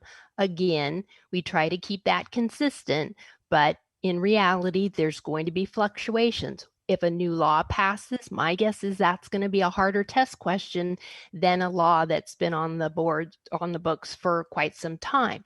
So we know that that item might be more difficult and later it could change. So we establish a new passing score for each form, and we use our standard, our entry-level standard for the expectations in that time, which for the most part is relatively consistent. Again, what is expected for safe and competent practice into the profession. And we have a living document that we use, that we work with the subject matter experts, that looks at your regulations, your scope, and the occupational analysis, so that we are talking about that standard. So that's why we do see some fluctuations in passing rates and scores. It's not because we are affecting that entry into the profession. It's because that standard or the difficulty of the test may change slightly. Does that answer your question? I think it partly answers it. Part of the reason why I'm asking is that in prior conversations, I heard at one point that sort of too high of a pass rate would be problematic. And my question is, for areas where there is continual evolution, of course, you're going to see some variability. That's natural and makes sense. But I'm wondering about sort of the education and training process, and if, and it's a big if we get better at teaching and training incoming therapists over time, then presumably there would be a trend line toward greater safety, toward greater knowledge among professionals about how to practice safely. And I'm wondering whether a trend line that went steadily up, if such a thing existed, at what point would that become problematic in the eyes of OPES? Or is it more a matter of, if people are answering questions right, they're answering questions right. And if that makes the pass rate 95%, then okay. You're right. If folks are being trained and educated better and better, then certainly 100% pass rate's fine. Again, we don't develop the exam anticipating that 75 people are only going to pass the exam, or 50% should only pass. The idea is that if you are qualified and can practice safely and competently and know the information that's on the test for this particular span of time, of the exam plan, that yes, you should be able to pass the exam. We don't really, it's hard to say as far as like your profession, because traditionally your profession has hovered around certain ranges. I will tell you that the more prerequisites to sit for an exam, the higher the pass rate on that final licensing exam. And I'm thinking of like physicians, psychologists. There's been extensive education and training, supervised hours. They're weeded out. And it can be very similar to your profession too. Professions that don't have any minimum requirements that you can just, walk in the door, sign a form and take an exam, those professions typically have lower pass rates. So again, we don't have a set expectation. If training and education is going great, and that's fine, we're happy to see that pass point rise. But we also, though, want to make sure that it's a quality exam and that it's not an exam that Karen and I would pass just simply because we have knowledge of your field. So again, we want a rigorous exam, but we're being fair. And that's our job, is to make sure that we're focusing on entry level. That helps. Thank you. I've got one more question. It's my last one. And Steve, I'd still love that 2017 data set. 12th time I'm asking you for that. So I recognize that this is maybe outside of the scope of OPES, and if that's the case, then just say so. That's okay. I understand. Are you aware of any research that connects any of these exams, and by these I mean sort of the ones within the BBS scope, with any external measure of actual safety in practice? I personally am not aware of it, only I haven't done any searches. The OPS team may, and that would be where you'd get your criterion validity, evidence of criterion validation. Okay, thank you very much. Mm-hmm. Thank you, Ben. Are there any questions or observations? Steve? I don't see any other hands. Duly noted, Ben. So. No, I don't see any either, Matt. I don't either.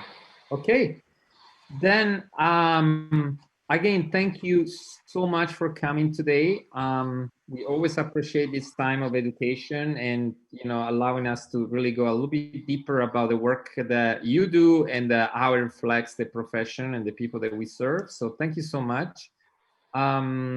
So at this point, if there are not any other situations, and we can actually call for a lunch break, because we have a big agenda this afternoon. I don't mean to scare anyone, but it's intense and it's already 1:10. So if my fellow board members are okay, we can take a 30 minutes break today and reconvene here at 1:40 and proceed with our agenda items for the afternoon. Is that okay? Any objections to that?